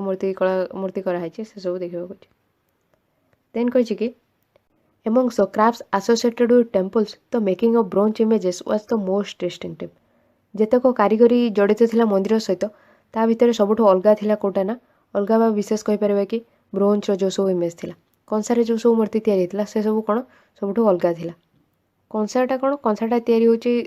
ତମ୍ବା ଆଉ ଟିଣକୁ ନେଇକି କପର ଆଉ ଟିନ୍କୁ ନେଇକି ଏବଂ ଆଉ କିଛି ଅଳ୍ପ ପରିମାଣରେ ମେଟେରିଆଲ୍ ମିଶିକି ସେଇଟା ତିଆରି ହେଉଛି କ'ଣ କଂସା ତିଆରି ହେଉଛି ଯେଉଁଟାକି ବ୍ରୋଞ୍ଜର ତୁମେ ଶୁଣିଥିବ ବ୍ରୋଞ୍ଜର ସବୁ ମେଡ଼ାଲ୍ ଦିଆହେଇଥାଏ ସେ ସବୁ ମେଡ଼ାଲ୍ସ କେତେକ କ'ଣ ଗୋଲ୍ଡରେ ତିଆରି ହୁଏ ସିଲଭରରେ ବ୍ରୋଞ୍ଜରେ ତିଆରି ହେଇଥାଏ। ଓକେ ଆଣ୍ଡ ଷ୍ଟାଚ୍ୟୁଜ୍ ମୂର୍ତ୍ତି ସବୁ ଏବଂ କଂସାରେ କେତେକ ମନ୍ଦିରର ସବୁ କବାଟ ମଧ୍ୟ ତିଆରି ହେଇଥାଏ କଂସାର କବାଟ ଓକେ ଏସବୁ ଜାଣିଥିବ। ଦେନ୍ କହିଛି କି Chola bronze images are considered amongst the finest in the world Chola ପିରିୟଡ଼ରେ ଯାହା ବି ସବୁ ବ୍ରୋଞ୍ଜର ଇମେଜ୍ ତିଆରି ହେଇଥିଲା କଂସାର ଯାହା ବି ଇମେଜ୍ ତିଆରି ହେଇଥିଲା ସେଇଟାକୁ ସବୁଠୁ ଭଲ ବୋଲି ପୁରା ବିଶ୍ୱରେ ବା ପୁରା ଦୁନିଆରେ ସେଇଟାକୁ ସବୁଠୁ ଉତ୍କୃଷ୍ଟ କଳା ବୋଲି କୁହାଯାଏ। ଓକେ ସେଇଟାକୁ ମାନିଥାନ୍ତି ସବୁଠୁ ଉତ୍କୃଷ୍ଟ ବୋଲି। While most images were of that is sometimes images were made of devotees as well କହୁଛି କି ଯେତେବେଳେ ବହୁତ ଇମେଜ୍ ସବୁ ବହୁତ କାରିଗରୀ ଆମେ ଦେଖୁଛନ୍ତି ଦେବୀ ଦେବତାମାନଙ୍କର ଦେଖୁଛନ୍ତି ବେଳେବେଳେ ମଧ୍ୟ ଆମେ ଦେଖୁଛନ୍ତି ଡିଭୋଟିଜ୍ ମାନଙ୍କର ଯେଉଁ ଭକ୍ତମାନେ ଅଛନ୍ତି ସେମାନଙ୍କର କାରିଗରୀ ମଧ୍ୟ ଆମେ ଦେଖୁଛନ୍ତି ସେମାନଙ୍କର କାରିଗରୀ ମଧ୍ୟ ତିଆରି ହେଇଛି। ଓକେ କେବଳ ଦେବାଦେବୀମାନଙ୍କର କ'ଣ ମୂର୍ତ୍ତି ତିଆରି ହେଉନଥିଲା ସେ ସମୟରେ ଡିଭୋଟିଜ୍ ମାନେ ଯେଉଁମାନେ ଭକ୍ତ ଥିଲେ ସେମାନଙ୍କର ବି ମୂର୍ତ୍ତି ତିଆରି ହେଉଥିଲା। ଏଇଠି ଗୋଟେ ଇମେଜ୍ ଦେଇଛି ଯେଉଁ ବ୍ରୋଞ୍ଜ ସ୍କଲ୍ପଚରର ଦେଇଛି। ଦେନ୍ କହିଛି କି a Chola bronze sculpture Chola ପିରିୟଡ଼ର ଏଇଟା ହେଲା ଗୋଟେ କଂସାର କ'ଣ ତାଙ୍କର ସ୍କଲ୍ପଚର ମୂର୍ତ୍ତିକଳା। Notice how carefully it is decorated ଲକ୍ଷ୍ୟ କରେ କି କେତେ ଯତ୍ନର ସହିତ ଏଟାକୁ ସଜାଯାଇଛି। To find out how these images were made see chapter 6 କହୁଛି କି ଜାଣିବା ପାଇଁ କି ଏଇ ଇମେଜ୍ ସବୁ କେମିତି ତିଆରି ହେଇଛି ତାହେଲେ ଚାପ୍ଟର 6 ଦେଖ କହୁଛି କି ଏଟାକୁ କେତେ ଭଲ ଭାବରେ କ'ଣ ଡେକୋରେଟ୍ କରାହେଇଛି ତାକୁ ଦେଖିବାକୁ ଅଛି। ଓକେ ତ ଆଜି ଆମେ ଦେଖିଲେ କି ଚୋଳା ପିରିୟଡ଼ରେ ସବୁ ଭଲ ମନ୍ଦିର ସବୁ ତିଆରି ହେଇଛି ଏବଂ ବ୍ରୋଞ୍ଜର ସ୍କଲ୍ପଚର ଅଛି କଂସାର ସବୁ ମୂର୍ତ୍ତି କରାହେଇଛି ଏବଂ ସେଇ ବ୍ରୋଞ୍ଜର ସ୍କଲ୍ପଚର ପୁରା ଦୁନିଆରେ ପ୍ରସିଦ୍ଧ ଅଛି। ଚୋଳାର ଟେମ୍ପଲ୍ ଯେଉଁ ଜାଗାରେ ଥିଲା ସେଇ ଆଖପାଖରେ ଲୋକମାନେ ବସତି ସ୍ଥାପନ କରି ରହୁଥିଲେ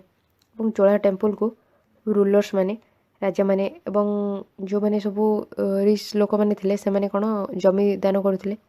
ଏବଂ ସେଇଟା ମନ୍ଦିରଟା ମୁଖ୍ୟ କାରିଗରୀ ପାଇଁ ଗୋଟେ ମୁଖ୍ୟ ସ୍ଥାନ ଥିଲା। ଓକେ ଦେନ୍ କହିଛି କି ସେ ଜାଗାରେ ଯାହା ସେ ଜମିରୁ ଯାହା ବି ସବୁ ଉତ୍ପାଦନ ହେଉଥିଲା ମନ୍ଦିରରେ ଯେଉଁମାନେ ସବୁ ସ୍ପେଶାଲିଷ୍ଟ ଥିଲେ ଯେଉଁମାନେ କାର୍ଯ୍ୟ କରୁଥିଲେ ତାଙ୍କର ଭରଣ ପୋଷଣ ପାଇଁ ଜମିରୁ ଯାହା ବି ଉତ୍ପାଦନ ହେଉଥିଲା ତାକୁ ବ୍ୟବହାର କରାହେଉଥିଲା ଯେମିତିକି ପ୍ରିଷ୍ଟ ମାନେ ଗାର୍ଲାଣ୍ଡ ମେକର ଯେଉଁମାନେ ମାଳା ତିଆରି କରୁଥିଲେ କୁକ୍ସ ମାନେ ସୁଇପର୍ସ ମାନେ ଯେଉଁମାନେ ସଫାସୁତୁରା କରୁଥିଲେ ମ୍ୟୁଜିସିଆନ୍ ଡାନ୍ସର୍ସ ଏମାନଙ୍କ ପାଇଁ କ'ଣ ସେମାନଙ୍କର ଭରଣ ପୋଷଣ କରାହେଉଥିଲା ସେ ଜମିରୁ ଯାହା ଉତ୍ପାଦନ ହେଉଥିଲା। केवल पूजा करिवार गोटे स्थान नथिला सेटा सामाजिक अर्थनैतिक और सांस्कृतिक जीवन पे गोटे मुख्य जगह थिला। एवं देखिले कि जो क्राफ्ट सब एसोसिएट अच्छे टेम्पल सहित से सब कौन ब्रोंज रे तैयारी होइछि मुख्यतः ब्रोंज कंसा धातु रे तैयारी होइछि। ओके और सेटा बहुत सुंदर जोटा कि पूरा विश्व रे सेथिपई पूरा दुनिया रे चोलार जो ब्रोंज रो इमेज सब सेथिपई प्रसिद्ध। ओके एवं से समय केवल देवादेवी मानकर मूर्ति तैयारी होनथिला ता सहित जो माने डिवोटीज थिले भक्त थिले सेमानकर मध्ये मूर्ति तैयारी होथिला। ओके नेक्स्ट पढ़बा कि agriculture and irrigation. Agriculture irrigation Chola period रे केते डेवलप थिला तो से विषय पढ़िया। ए चैप्टर अन्य वीडियो सब आपण मध्ये ए वीडियो डिस्क्रिप्शन रे क्लास 7 रो हिस्ट्री रो प्लेलिस्ट चेक करि परबे कि चैनल रो प्लेलिस्ट रे क्लास 7 हिस्ट्री रो चेक करि परबे। क्लास 7 रो अन्य सब सब्जेक्ट रो वीडियो मध्ये आपण वीडियो डिस्क्रिप्शन में चेक करेंगे कि चैनल प्लेलिस्ट चेक करेंगे। ओके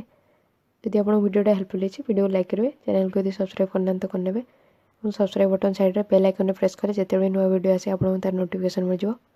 आप फ्रेंड मानकर आप जूनियर सीनियर जार भी नीड अच्छी जार भी दरकार अच्छी से वीडियो को शेयर करूँ। Okay thank you thanks for listening. Hi brain welcome to learning together. आज हम पढ़ा class 7 history chapter 2 new kings and kingdoms रे agriculture and irrigation. Agriculture and irrigation केते डेवलप थिला चोला पीरियड रे से विषय जानबा। एग्रीकल्चर हैला हमर कोन कृषि कार्य, इरिगेशन हैला जलसेचन। चोला पीरियड रे एग्रीकल्चर केमती करा हतला, इरिगेशन केते सुविधा थिला जलसेचन पई सेमानकर से विषय जानबा। Many of the achievements of the Chola जो are made possible through new developments in agriculture. Chola मानकर बहुत अचीवमेंट सफलता एथि पई संभव होइतिला कि कहीं एग्रीकल्चर कृषि कार्य बहुत डेवलप थिला, बहुत विकसित थिला, सेति तांकर अचीवमेंट बहुत पॉसिबल होइतिला। ओके सफलता संभव होइतिला केमिति होइतिला से विषय पढ़िबा। लुक एट मैप 2 अगेन कोछि कि मैप 2 को आउथरे देखो। Okay notice that the river Kaveri branches off into several small channels before emptying into the bay of Bengal. लक्ष्य करे कि कावेरी नदी बे ऑफ बेंगल रे मिसिबा पूर्वरु केते सारा कोन छोट छोट शाखा विभक्त होइछ। ओके कहे कि आमको देखा मैप 2 रे हमको देखा केमी रिभर कावेरी इटा देख ये अच्छे कावेरी नदी इटा रोचे बंगोपसागर। बंगोपसागर रे मिसिबा पूर्व ये कौन छोट छोट सब चैनल्स रे डिवाइड होइछे, छोट छोट शाखा सब रे डिवाइड होइकी से सब जाइके मिसिछि बंगोपसागर। ओके देखिले देन कहूँ कि the channels overflow frequently depositing fertile soil on their banks. ये चैनल बहुत समय कौन वाटर ओवरफ्लो होता है, जो जल जाए ये सब शाखा देखी बेले वाटर कौन ओवरफ्लो करता है। ओके वाटर सब बाहर को आसी जाए जमीक कि खेत आड़ को माड़ी आसे। Depositing fertile soil on their banks एवं उर्वर मृत्तिका को सब से नदी मुहाण सब जमा करता है। ओके जो वाटर ओवरफ्लो हो सब उर्वर मृत्तिका तार नदी मुहाण से सब जमा करता है। Water from the channels also provides the necessary moisture for agriculture particularly the cultivation of rice. कुछ कि यही सब शाखार जो जल मिलता है सेटा जेतिक परिमाण आर्द्रता दरकार कृषि कार्य। ओके सेटा प्रोवाइड करता है, सेटा देता है। पार्टिकुलारली द कल्टिवेशन ऑफ राइस मुख्यतः राइस कल्टिवेशन रे एटा हेल्पफुल होता है, जमीक धान चाष एटा बहुत हेल्पफुल होता है। जेतिक परिमाण मॉइस्चर दरकार वाटर दरकार सेटा कौन प्रोवाइड करता है। ओके ये जो चैनल्स रो शाखार जो वाटरटा मिलूचे सेटा राइस कल्टिवेशन सेटा हेल्पफुल होता है। Although agriculture had developed earlier in other parts of Tamil Nadu, it was only from the 5th or 6th century that this area was opened up for large scale cultivation. कुछ कि जदियो तमिलनाडु रे बहुत पूर्वर कौन कृषि कार्य आरंभ है, अन्य सब एरिया रे कृषि कार्य बहुत पूर्वर आरंभ है। यहाँ केवल कि 5th और 6th शताब्दी बेलू यही अंचल जो अंचल कि चोला मैंने रोते से जगह कौन बहुत परिमाण में कृषि कार्य आरंभ है। ओके से जो कावेरी नदी कौन जो नदी मुहाण तार आखपाख अंचल कौच। Forests had to be cleared in some regions, land had to be levelled in other areas. कौच कि फॉरेस्ट को क्लियर करा पड़ा किसी जगह। फॉरेस्ट क्लियर करागला माने जंगल सब कटागला और land had to be levelled in other areas. अन्य अंचल सब भूमि को समतल करागला। कहीं भूमि को समतल करागला जदि भूमि को समतल आमर न होती जदि कौन उचा खाल थी जो कल्टिवेशन करेंगे से कृषि कार्य कले कौन कौ जगह अधिक पानी रही जगह कम पानी मिल गछ को से कौन मृत्तिका को लेवल कराई था समांतर कराई था। In delta region embankments had to be build to prevent flooding and canals had to be constructed to carry water to the fields. कहे कि डेल्टा रिजन कौ जगटा कही जिते कि गोटे नदी आउ गोटे नदी सहित मिसुची कि गोटे समुद्र सहित मिसुची कि आउ गोटे ह्रद सहित मिसुची सेटा डेल्टा रिजन कहते त्रिकोणभूमि अंचल से जगह कौन एम्बैंकमेंट सब तैयारी होता बंध सब तैयारी होता जहाँद्वारा कि से जो जिते बन्या हो फ्लडिंग बेले सेटा को रोकीपारे से अटकई पारे से कौन सेटा को रोकवाई से एम्बैंकमेंट्स तैयारी करते सब बंध तैयारी करते and canals had to be constructed to carry water to the fields और कैनाल सब तैयारी होता जहाँद्वारा कि से वाटर कौन नदी से कौन खेत को नहीं पारे जमी खेत नहीं जल जोगे पारे से कैनाल सब तैयारी होता ओके कैनालटा हेल्प करता वाटर कौन नदी रिभर रू नहीं सब जोगाई खेत में in many areas two crops are grown in a year बहुत जगह वर्ष में 2 थर से शस्य उत्पादन करते गोटे कौन वर्षा दिने से इजिली सहजरे वाटर मिल जाता जल मिलता और पुणी से वर्षा दिन में वाटर को स्टोर कर रखुले पोखर कि कूपर से सब स्टोर कर रखुले वर्षा दिन पर जो शस्य उत्पादन करते से वाटर को व्यवहार करते ओके वर्ष किसी जगह 2 थर शस्य उत्पादन करते in many cases it was necessary to water crops artificially बहुत क्षेत्र में आर्टिफिशियली कृत्रिम उपाय कहीपर कि मनुष्यकृत उपाय शस्य को सब कौन जल जोगाइवा पड़ूला केमी मनुष्यकृत उपाय जमीक कूଅ खोला होता कि कैनाल से तैयारी करते कहे कि a variety of methods are used for irrigation बहुत प्रकार मेथड व्यवहार कराला इरिगेशन कृषि कार्य जलसेचन से बहुत अलग अलग मेथड व्यवहार करते ओके प्रक्रिया व्यवहार करते in some areas wells were dug किसी अंचल कौन कूଅ खोला होता in other places huge tanks are constructed to collect rain water अन्य जगह सब बड़ बड़ टैंक कंस्ट्रक्ट कराइला जमीक बड़ बड़ सब पोखरी तैयारी होता जहाँद्वारा कि से वर्षा जल को संग्रह करेंगे remember that irrigation works require planning organising labour and resources maintaining this works and deciding on how water is to be shared मन रख कि इरिगेशन वर्क कहे कि जलसेचन कार्य प्लानिंग दरकार कर योजना से आमको दरकार ता पूर्व आमको जाना दरकार कि रिसोर्स कौन तार दरकार हम आमको साधन कौन दरकार श्रमिक से सब कौन संगठित करा पड़ो और मेंटेन करा पड़ो ये जलसेचन कार्य को मेंटेन करा पड़ो निष्पत्ति नवा पड़ो कि केमी वाटर शेयर हम ओके कौ भाव में जलर आवंटन हम सेटा भी आमको निष्पत्ति नवा पड़ो most of the new rulers as well as people living in villages took an active interest in this activities बुझे कि बहुत कौन नुआ रूलर नुआ नुआ शासक एमती कि जो लोक मैंने गाँव में रही था से सक्रिय भाव में इंटरेस्ट देखा था आग्रह देखा था यू कार्य ओके ये जो इरिगेशन कल्टिवेशन रे से माने जो नुआ शासक रहिले और जो लोक मैंने विलेज रे रहउछन्ती से माने एक्टिवली इंटरेस्ट देखा था ओके तो आम देखुँ कि इरिगेशन आउ कल्टिवेशन चोला पीरियड बहुत डेभलप थिला एठी गोटे देछि जो इमेजटा देछि एटा कोन गोटे जलर फाटक ओके जलर फाटक कौन से तार काम थिला देखा a 9th century sluice gate in Tamil Nadu कुछ कि 9th सेंचुरी 900 शताब्दी में तमिलनाडु गोटे स्लुइस गेट कौन जल फाटक it regulated the outflow of water from a tank into the channels that irrigated the fields एटा कौन रेगुलेट करथिला नियंत्रण करथिला जो टैंक रू वाटर फ्लो को टैंक है कौन जो बड़ बड़ पोखरी रू वाटर फ्लो को सब छोटे छोटे चैनल्स रे डिवाइड करथिला ओके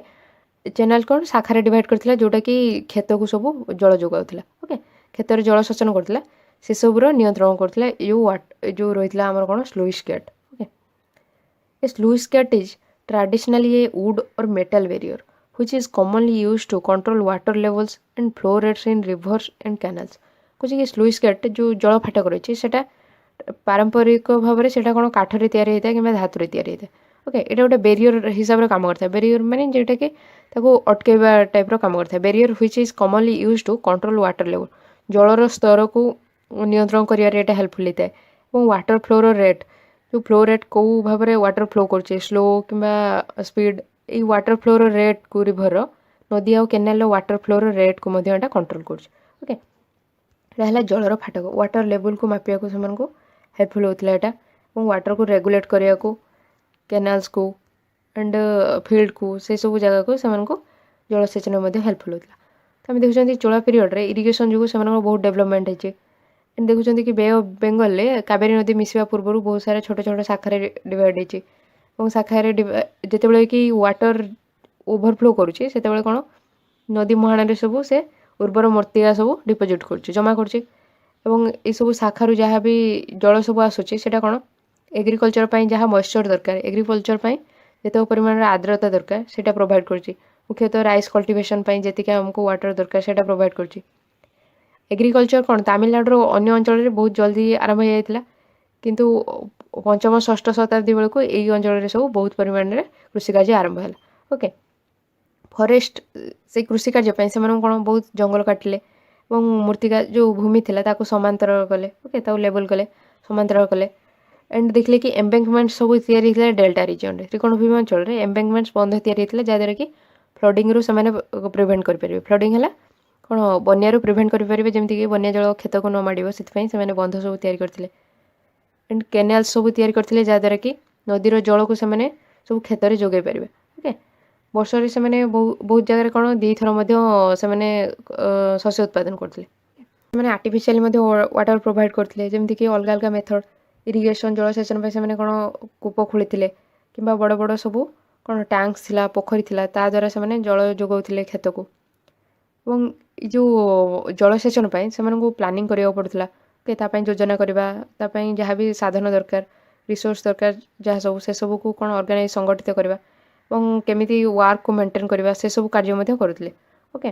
ମୁଖ୍ୟତଃ ନୂଆ ନୂଆ ଶାସକ ଏବଂ ଯେଉଁ ଲୋକମାନେ ଗାଁରେ ରହୁଥିଲେ ସେମାନେ ଏଥିରେ ବହୁତ ଇଣ୍ଟରେଷ୍ଟ ଦେଖାଉଥିଲେ, ଆଗ୍ରହ ଦେଖାଉଥିଲେ। ଓକେ, ଦେନ୍ ପଢ଼ିବା ତ administration of the empire. Empire administration ବିଷୟରେ ନେକ୍ସଟ ଭିଡ଼ିଓରେ ପଢ଼ିବା। ଆପଣଙ୍କୁ ଏ ଚାପ୍ଟରର ଅନ୍ୟ ଭିଡ଼ିଓ ସବୁ ଏ ଭିଡ଼ିଓ ଡେସ୍କ୍ରିପ୍ସନ୍ରେ କ୍ଲାସ୍ 7ର ହିଷ୍ଟ୍ରିର ପ୍ଲେ ଲିଷ୍ଟରେ ମିଳିଯିବ, କିମ୍ବା ଚ୍ୟାନେଲର ପ୍ଲେ ଲିଷ୍ଟରେ କ୍ଲାସ୍ 7ର ହିଷ୍ଟ୍ରି ଚେକ୍ କରିପାରିବେ। ଏବଂ କ୍ଲାସ୍ 7ର ଅନ୍ୟ ସବଜେକ୍ଟର ଭିଡ଼ିଓ ଆପଣ ଭିଡ଼ିଓ ଡେସ୍କ୍ରିପ୍ସନ୍ରେ ଚେକ୍ କରିପାରିବେ, କିମ୍ବା ଚ୍ୟାନେଲର ପ୍ଲେ ଲିଷ୍ଟରେ ମଧ୍ୟ ଚେକ୍ କରିପାରିବେ। ଓକେ, ଭିଡ଼ିଓ ଡେସ୍କ୍ରିପ୍ସନ୍ ନହେଲେ ଚ୍ୟାନେଲର ପ୍ଲେ ଲିଷ୍ଟ। ଯଦି ଆପଣଙ୍କୁ ଆଜି ଭିଡ଼ିଓଟା ହେଲ୍ପଫୁଲ୍ ହେଇଛି ତ ଭିଡ଼ିଓ ଲାଇକ୍ କରିବେ, ଚ୍ୟାନେଲକୁ ଯଦି ସବସ୍କ୍ରାଇବ୍ କରିନାହାନ୍ତି ତ କରିନେବେ ଏବଂ ସବସ୍କ୍ରାଇବ୍ ବଟନ୍ ସାଇଡ଼୍ରେ ବେଲ୍ ଆଇକନ୍ରେ ପ୍ରେସ୍ କଲେ ଯେତେବେଳେ ବି ନୂଆ ଭିଡ଼ିଓ ଆସିବ ଆପଣଙ୍କୁ ତାର ନୋଟିଫିକେସନ୍ ମିଳିଯିବ। ଆପଣଙ୍କ ଫ୍ରେଣ୍ଡମାନଙ୍କର, ଆପଣଙ୍କ ଜୁନିୟର ସିନିୟର ଯାହାର ବି ଦରକାର ଅଛି ଭିଡ଼ିଓ ଆପଣ ତାଙ୍କୁ ସେୟାର କରନ୍ତୁ। Okay, thank you, thanks for listening. Hi brain, welcome to learning to the. ଆଜି ଆମେ ପଢ଼ିବା କ୍ଲାସ୍ 7 ହିଷ୍ଟ୍ରିର ଚାପ୍ଟର 2 ନ୍ୟୁ କିଙ୍ଗସ୍ ଆଣ୍ଡ କିଙ୍ଗଡମ୍ସରେ ଚୋଳା ପିରିୟଡ଼ରେ the administration of the empire, ସାମ୍ରାଜ୍ୟର ପ୍ରଶାସନ ବିଷୟରେ ଜାଣିବା। ଓକେ, ସାମ୍ରାଜ୍ୟର ପ୍ରଶାସନ। ଏମ୍ପାୟାର ହେଲା ସାମ୍ରାଜ୍ୟ। ୟା ପ୍ରିଭିୟସ୍ ଭିଡ଼ିଓରେ ଆମେ ଦେଖିଥିଲେ କି ଇରିଗେସନ୍ ଏଗ୍ରିକଲଚରରେ ଇରିଗେସନ୍ ପାଇଁ ସେମାନେ କ'ଣ କେନାଲ ୟୁଜ୍ କରୁଥିଲେ, ଇରିଗେସନ୍ ପାଇଁ କ୍ଷେତକୁ ପାଣି ନେବା ପାଇଁ ସେମାନେ କ'ଣ କେନାଲ ୟୁଜ୍ କରୁଥିଲେ, କୂଅ ମଧ୍ୟ ଖୋଳିଥିଲେ ସେମାନେ। ଓକେ, କୂଅ ମଧ୍ୟ ଖୋଳିଥିଲେ ଯାହାଦ୍ୱାରା କି ସେମାନେ ୱାଟରକୁ ଷ୍ଟୋର୍ କରି ରଖିପାରିବେ। ଆଣ୍ଡ ରେନ୍ ୱାଟରକୁ ହାରଭେଷ୍ଟ କରୁଥିଲେ ବଡ଼ ବଡ଼ ଟ୍ୟାଙ୍କ ସାହାଯ୍ୟରେ। ଟ୍ୟାଙ୍କ ଯେମିତିକି ବଡ଼ ବଡ଼ ପୋଖରୀ ଦ୍ୱାରା ସେମାନେ ରେନ୍ ୱାଟରକୁ ହାରଭେଷ୍ଟ କରି ରଖୁଥିଲେ, ସଂଗ୍ରହ କରି ରଖୁଥିଲେ, ଯାହାଦ୍ୱାରା କି ସେମାନେ ପରେ ଯେତେବେଳେ କ'ଣ କଲ୍ଟିଭେସନ୍ କିଛି କରୁଥିଲେ ସେଟାକୁ ୟୁଜ୍ କରୁଥିଲେ। Okay, the administration of the empire, ସାମ୍ରାଜ୍ୟରେ କେମିତି ପ୍ରଶାସନ ଥିଲା ସେ ବିଷୟରେ। How was the administration organised, ପ୍ରଶାସନ କେମିତି ସଂଗଠିତ କରାଯାଇଥିଲା। Settlements of peasants known as ur became prosperous with the spreading of irrigation agriculture. ଯେଉଁ କୃଷକମାନେ ରହିଥିଲେ ସେମାନଙ୍କର ଯେଉଁ ସେଟଲମେଣ୍ଟ ବସତି ଥିଲା ସେଇଟାକୁ କୁହାଗଲା ଉର୍ କୁହାହେଉଥିଲା। ଓକେ, ସେମାନେ ଅଧିକ ପ୍ରସ୍ପରସ୍ ହେଲେ, ତାଙ୍କର ଅଧିକ ସମୃଦ୍ଧି ହେଲା ଯେତେବେଳେ କି କୃଷି କାର୍ଯ୍ୟରେ ତାଙ୍କର ଇରିଗେସନ୍ ହେଲା, ଜଳସେଚନ ଅଧିକ ପରିମାଣରେ ବଢ଼ିବାକୁ ଲାଗିଲା, ସେତେବେଳେ ସେମାନେ ପ୍ରସ୍ପରସ୍ ହେଲା। ଯେମିତିକି ଅଧିକ ଜଳସେଚନ ଦ୍ୱାରା ସେମାନଙ୍କର କ'ଣ ଭଲ ଫସଲ ହେଲା, ତାକୁ ସେମାନେ ବିକ୍ରି କରିକି ସେମାନଙ୍କର ଯାହା ବି ଲାଭ ହେଉଥିବ ସେଇଟାକୁ ସେମାନେ ୟୁଜ୍ କରୁଥିବେ ନିଜର ଡେଭଲପମେଣ୍ଟ ପାଇଁ। ଓକେ, ସେଥିପାଇଁ ସେମାନେ ଅଧିକ ସମୃଦ୍ଧ ହେଲେ। Groups of such villages ଫାଉଣ୍ଡ larger units called Nadu. କହୁଛି କି ଏଇସବୁ ଭିଲେଜ୍ ଯେଉଁ ଉର୍ କୁହାହେଉଥିଲା, ଯେଉଁଠି ପିଜାନ୍ସ ମାନେ ରହୁଥିଲେ ସେଟାକୁ ଉର୍ କୁହାହେଉଥିଲା, ସେଇସବୁ ଭିଲେଜ୍କୁ ନେଇକି ମିଶିକି ଗୋଟେ ଲାର୍ଜର ୟୁନିଟ୍ ଫର୍ମ ହେଇଥିଲା ଯେଉଁଟାକୁ କୁହାହେଉଥିଲା ନାଡୁ। ଓକେ, ବହୁତ ସାରା ଉର୍ ମିଶିକି ଫର୍ମ ହେଇଥିଲା nadu. The village council and the nadu performed several administrative functions including dispensing justice and collecting taxes. କହୁଛି କି ଗ୍ରାମର ଯେଉଁ ପରିଷଦ ଥିଲା ଏବଂ ନାଡୁ ଏଇ ସବୁ ମିଶିକି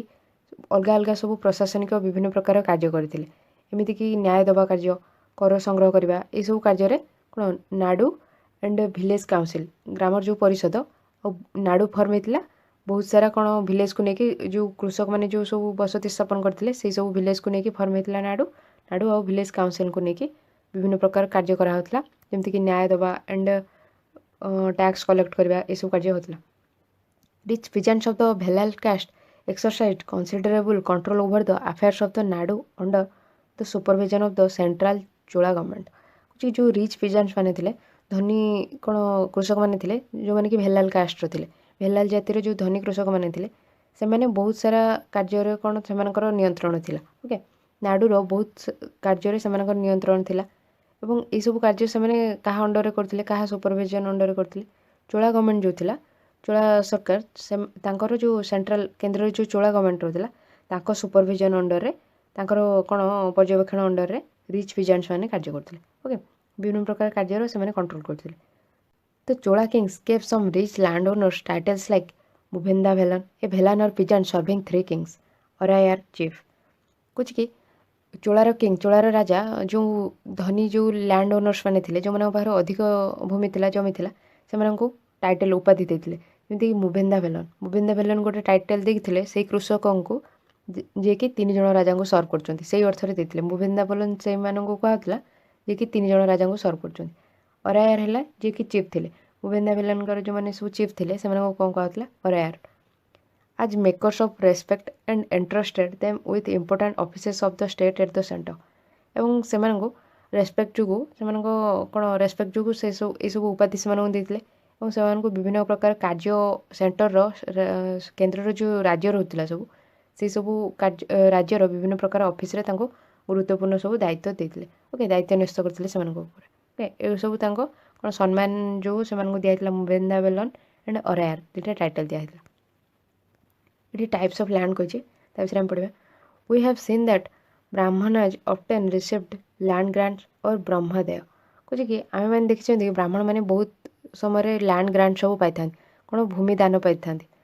सीटा कौन कहुचे? ब्रह्मदेव बोली कहुचे। ब्राह्मण मैंने जो भूमि दान पाई ब्रह्मदेव कहुचे। इटा से कहुचे टाइप्स ऑफ लैंड गोटे देती brahmadeya land gifted to Brahmanas. ब्राह्मण मान जो भूमि सब उपहार दिया दान कराला सीटा कहुचे कि ब्रह्मदेव बोली कहुचे। As a result, a larger number of Brahmanas settlements emerged in the Kaveri valleys as in other parts of South India। से कारण बहुत परिमाण ब्राह्मण मानकर सब बसति स्थापन करते कावेरी नदीर जो उपत्यका अंचल से सब अधिक परिमाण में बसति स्थापन करते कहीं से कौन से वाटर इजिली आभेलेबल रोला, उर्वर मृत्तिका थिला, से इजिली से जगह ही बसति स्थापन करते अन्य सब अंशरे दक्षिण भारतर अन्य अंशरे ब्राह्मण मानकर बसति स्थापन करते कावेरी वैली अंचल एंड साउथ इंडिया रे, दक्षिण भारत में। Is Brahmadev was looked after bye N assembly of सभा ऑफ प्रोमिनेंट ब्राह्मण लैंड होल्डर्स। कहे कि प्रत्येक जो ब्रह्मदेव थिला, जोटा कि ब्रह्मदेव कहे लैंड ग्रांट को जो ओके जो भूमि से गिफ्ट रे मिलता, उपहार कि दान मिलता, से ब्रह्मदेव कहते ब्राह्मण मान जोड़ा दिखाला। से ब्रह्मदेव को तार सब टेक केयर, तार बुझा सुझा सब कौ मैंने करते सब विशिष्ट जो ब्राह्मण लैंड होल्डर थे, जो मैंने अधिक सब भूमि रही जमी रही तांकर सब गोटे सभा तैयारी होता। ओके, से मैंने ही ब्रह्मदेवर सब कौन तार बुझाबुझी कार्य करुले। Okay, these assemblies worked very efficiently. कुछ कि ये जो असेंबली तैयारी होता, सभा तैयारी होता, से सब बहुत दक्ष भाव में कार्य करते। आम केमी जानते से दक्ष भाव में कार्य करते कि ना, आम जो इनस्क्रिप्शन पत्थर उपर जो सब लेखा लिपि अच्छे से सब आम जापर। Their decisions were recorded in detail in inscriptions often on the stone walls of temple. तांकर जहाँ सब निष्पत्ति थिला से सब इनस्क्रिप्शन रे डिटेली से सब को कौन लिखाई रखाई। ओके, इनस्क्रिप्शन जो पत्थर लिपि पत्थर उपर जो लिखाई ता द्वारा आम जापर कि से कौ प्रकार सब निष्पत्ति नहीं ये सब आमको कौट देखा मिलूँ। मुख्यतः बहुत समय आमको मिलूँ मंदिर जो सब पत्थर कांथ से उपरू आमको ये सब इनस्क्रिप्शन मिलूँ सब निष्पत्ति उपर। Okay, association of traders known as nagarams also occasionally performed administrative functions in towns. कुछ कि ट्रेडर बणिक मानकर जो एसोसिएशन थिला तांकर गोटे कौन संगठित करते जो समिति थिला से कौन कहला ना नगरम्स कहला, जो बणिक मानकर समिति थिला। एवं से बेले बेले टाउन रे सहर रे से कौन एडमिनिस्ट्रेटिव कार्य बेले बेले करते, प्रशासनिक कार्य बेले बेले सहर रे करते। Inscriptions from Uttaramerur in Chingleput district Tamil Nadu provide details of the way in which the sabha was organised. कुछ कि जो पत्थर लिपि आमको मिली तमिलनाडुर चिंगलपुट जिलार उत्तरा मेरूर जो इनस्क्रिप्शन आमको मिलूँ से आम डिटेल पाँच कि कौ प्रकार रे सभा सब संगठित होता। ओके, तो sabha had separate committees to look after irrigation work, gardens, temple sets. सभार अलग अलग सब कमिटी थिला जो मैंने कि अलग अलग कार्य सब बुझुते, जमीक इरिगेशन वर्क, जलसेचन कार्य, गार्डेन्स, टेम्पल्स, मंदिर, ये सब अलग अलग कार्य अलग अलग कमिटीर लोक बुझुते। ओके, सब कमिटी अलग अलग कमिटी सभा अंडर ही जाऊला। सभा अंडर सब अलग अलग कमिटी थिला, प्रत्येक कमिटी अंडर रे अलग अलग कार्य थिला। କେଉଁମାନେ ଇରିଗେସନ୍ ୱାର୍କ କରୁଥିଲେ, କେଉଁମାନେ ଟେମ୍ପଲ୍ସର ୱାର୍କ, କେଉଁମାନେ କ'ଣ ଗାର୍ଡ଼େନ୍ର ୱାର୍କ, ଏସବୁ ଅଲଗା ଅଲଗା କାର୍ଯ୍ୟ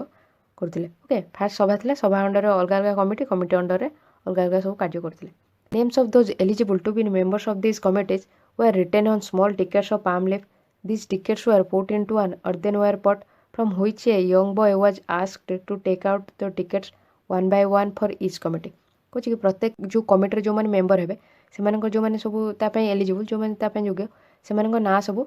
ତାଳପତ୍ରରେ ସବୁ ଲେଖା ହେଉଥିଲା। ତାଳପତ୍ରର ଟିକେଟ୍ କରାହେଇକି ସେଥିରେ ଲେଖା ହେଉଥିଲା ଏବଂ ସବୁ ଟିକେଟ୍କୁ ଗୋଟେ ମାଟି ପାତ୍ରରେ ରଖାହେଉଥିଲା ଏବଂ ସେ ମାଟି ପାତ୍ରରୁ ଗୋଟେ ଛୋଟ ପୁଅକୁ କୁହାହେଉଥିଲା କି ସେସବୁ ଟିକେଟ୍କୁ ଗୋଟେ ପରେ ଗୋଟେ ବାହାର କରିବା ପାଇଁ। ଓକେ, ଗୋଟେ ପରେ ଗୋଟେ ଟିକେଟ୍କୁ ବାହାର କରିବା ଦ୍ୱାରା ତା ଦ୍ୱାରା ହିଁ ସେମାନେ ଇଚ୍ କମିଟିର ମେମ୍ବରମାନଙ୍କୁ one by one for each committee, ପ୍ରତ୍ୟେକ କମିଟି ପାଇଁ ଗୋଟେ ଗୋଟେ କ'ଣ ଟିକେଟ୍ ବାହାର କରିବା ପାଇଁ କୁହାହେଉଥିଲା, ଯାହାଦ୍ୱାରା କି ସେମାନେ ଯେଉଁମାନେ କମିଟିର ମେମ୍ବର ହେବେ ସେଇଟାକୁ ଡିସାଇଡ଼୍ କରୁଥିଲେ। ଓକେ, ଗୋଟେ ଆର୍ଦେନ୍ ପଟ୍ରେ ସେମାନେ ସବୁ କ'ଣ ଟିକେଟ୍ରେ ନାଁ ଲେଖି ରଖୁଥିଲେ, ସେଥିରୁ କ'ଣ ଗୋଟେ ଛୋଟ ଛୁଆକୁ କୁହାହେଉଥିଲା ବାହାର କରିବା ପାଇଁ ଟିକେଟ୍ ଗୋଟେ ପରେ ଗୋଟେ, ଯାହାଦ୍ୱାରା କି ସେମାନେ ପ୍ରତ୍ୟେକ କମିଟିକୁ ଡିସାଇଡ଼୍ କରୁଥିଲେ। ଓକେ, କମିଟିର ମେମ୍ବରମାନଙ୍କୁ। ଆଜି ଆମେ ଆଡ଼ମିନିଷ୍ଟ୍ରେସନ୍ ଅଫ୍ ଦ ଏମ୍ପାୟାରରେ ସାମ୍ରାଜ୍ୟର ପ୍ରଶାସନରେ ଦେଖିଲେ କି ପିଜାଣ୍ଟସ୍ ମାନେ କୃଷକମାନେ ଯେଉଁଠି ବସତି ସ୍ଥାପନ କରିଥିଲେ ତାକୁ ଉର୍ କୁହାହେଉଥିଲା ଏବଂ ସେମାନଙ୍କ ଏଗ୍ରିକଲଚର ଯୋଗୁଁ ସେମାନେ ବହୁତ ପ୍ରସ୍ପରସ୍ ହେଲେ, ସେମାନଙ୍କର ସମୃଦ୍ଧି ହେଲା। ଏମିତି ଯେଉଁ ଭିଲେଜ୍ ଥିଲା ଉର୍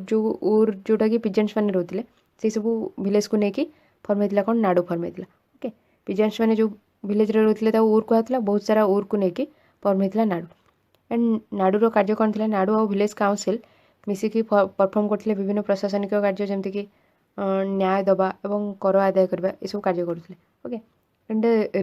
ରିଚ୍ ପିଜାଣ୍ଟସ୍ ମାନେ ଯେଉଁମାନେ ଥିଲେ, ଧନୀ କ'ଣ କୃଷକମାନେ ଥିଲେ, ଭେଲାଲ୍ କାଷ୍ଟର, ଭେଲାଲ୍ ଜାତିର, ସେମାନଙ୍କ ପାଖରେ କ'ଣ ବହୁତ କାର୍ଯ୍ୟ ସେମାନେ କଣ୍ଟ୍ରୋଲ କରୁଥିଲେ। ତା'ର ପାୱାର ସେସବୁ ସେମାନଙ୍କୁ କେଉଁଠୁ ମିଳିଥିଲା, ଯେଉଁ ସେଣ୍ଟ୍ରାଲ ଚୋଳା ଗଭର୍ଣ୍ଣମେଣ୍ଟ ଥିଲା ସେଠୁ ତାଙ୍କର ପର୍ଯ୍ୟବେକ୍ଷଣରେ ସେମାନେ ବିଭିନ୍ନ ପ୍ରକାର କାର୍ଯ୍ୟ କରୁଥିଲେ ରିଚ୍ ପିଜାଣ୍ଟସ୍ ମାନେ। ଓକେ, ଭେଲାଲ୍ କାଷ୍ଟର ଦେଖିଲେ କି ରିଚ୍ ଲ୍ୟାଣ୍ଡ ଓନର୍ସ ମାନଙ୍କୁ କ'ଣ ଟାଇଟଲ୍ ଦିଆହେଇଥିଲା, ମୁଭେନ୍ଦା ଭେଲନ୍ ଆଣ୍ଡ ଅରାୟାରକୁ କ'ଣ କୁହାହେଉଥିଲା, ଚିଫ୍ କୁହାହେଉଥିଲା। ମୁଭେନ୍ଦା ଭେଲନ୍କୁ ତା'ର ମିନିଂ କ'ଣ ଦେଇଥିଲେ କି ଯିଏ ତିନିଟା ରାଜାଙ୍କୁ ସର୍ଭ କରୁଛନ୍ତି, ତା'ର ମିନିଂ ଏଇଟା ଦେଇଥିଲେ ମୁଭେନ୍ଦା ଭେଲନ୍ର। ଓକେ, ଏଇଟା ତାଙ୍କର ମିନିଂ ଥିଲା। ଦେନ୍ କହୁଛନ୍ତି କି ଏଠି ସବୁ କ'ଣ ସେମାନଙ୍କୁ ରେସ୍ପେକ୍ଟରୁ ଦିଆହେଇଥିଲା ଏବଂ ସେମାନଙ୍କୁ ବିଭିନ୍ନ କାର୍ଯ୍ୟ ମଧ୍ୟ ଦାୟିତ୍ୱ ମଧ୍ୟ ଦିଆହେଇଥିଲା। ବ୍ରାହ୍ମଣମାନଙ୍କୁ ଯେଉଁ ସବୁ ଲ୍ୟାଣ୍ଡ ରିସିଭ୍ କରୁଥିଲେ, ଲ୍ୟାଣ୍ଡ ଗ୍ରାଣ୍ଟ, ତାକୁ କ'ଣ କୁହାହେଉଥିଲା, ବ୍ରହ୍ମଦେବ କୁହାହେଉଥିଲା ଏବଂ ସେମାନେ ମୁଖ୍ୟତଃ ବସତି ସ୍ଥାପନ କରିଥିଲେ କାବେରୀ ଭ୍ୟାଲି ଏବଂ ସାଉଥ୍ ଇଣ୍ଡିଆର ଅନ୍ୟ ଅଂଶରେ ସେମାନେ ବସତି ସ୍ଥାପନ କରିଥିଲେ। ଏବଂ ବ୍ରହ୍ମଦେବ ଯେଉଁ ଥିଲା ଲ୍ୟାଣ୍ଡ ଗ୍ରାଣ୍ଟ ବ୍ରାହ୍ମଣମାନଙ୍କୁ ମିଳିଥିଲା, ସେଇଟା ତା'ର କ'ଣ ବୁଝାବୁଝି କରିବା ପାଇଁ ସେମାନଙ୍କର ଗୋଟେ କ'ଣ ସଭା ଥିଲା। ଓକେ, ସବୁ ପ୍ରୋମିନେଣ୍ଟ ବ୍ରାହ୍ମଣମାନଙ୍କୁ ନେଇକି, ବିଶିଷ୍ଟ ବ୍ରାହ୍ମଣମାନଙ୍କ ଯେଉଁମାନେ ଲ୍ୟାଣ୍ଡ ହୋଲ୍ଡର୍ସ ଥିଲେ ସେମାନଙ୍କୁ ନେଇକି ସେମାନଙ୍କର ସଭା ଫର୍ମ ହେଇଥିଲା। ଓକେ, ସେହିସବୁ ସଭାର ଲୋକମାନେ ଏଫିସିଏଣ୍ଟଲି କାର୍ଯ୍ୟ କରୁଥିଲେ ବୋଲି ଆମକୁ ଇନସ୍କ୍ରିପ୍ସନରୁ ଜଣାପଡ଼ିଛି। ଯେଉଁ ପଥରର ଲିପି ସେସବୁ ମିଳିଛି ମନ୍ଦିରର ପଥର କାନ୍ଥରୁ, ସେହି ସବୁରୁ ଆମେ ଜାଣିପାରୁଛନ୍ତି କି ସେମାନେ କ'ଣ ସେମାନଙ୍କ ନିଷ୍ପତ୍ତି ବିଷୟରେ ଜାଣିପାରୁଛନ୍ତି। ଓକେ, ନଗରର ଯେଉଁ ବଣିକମାନଙ୍କର ଯେଉଁ ସମିତି ଥିଲା ସେଇଟାକୁ କ'ଣ କୁହାହେଉଥିଲା, ନଗରମ କୁହାହେଉଥିଲା। ଓକେ,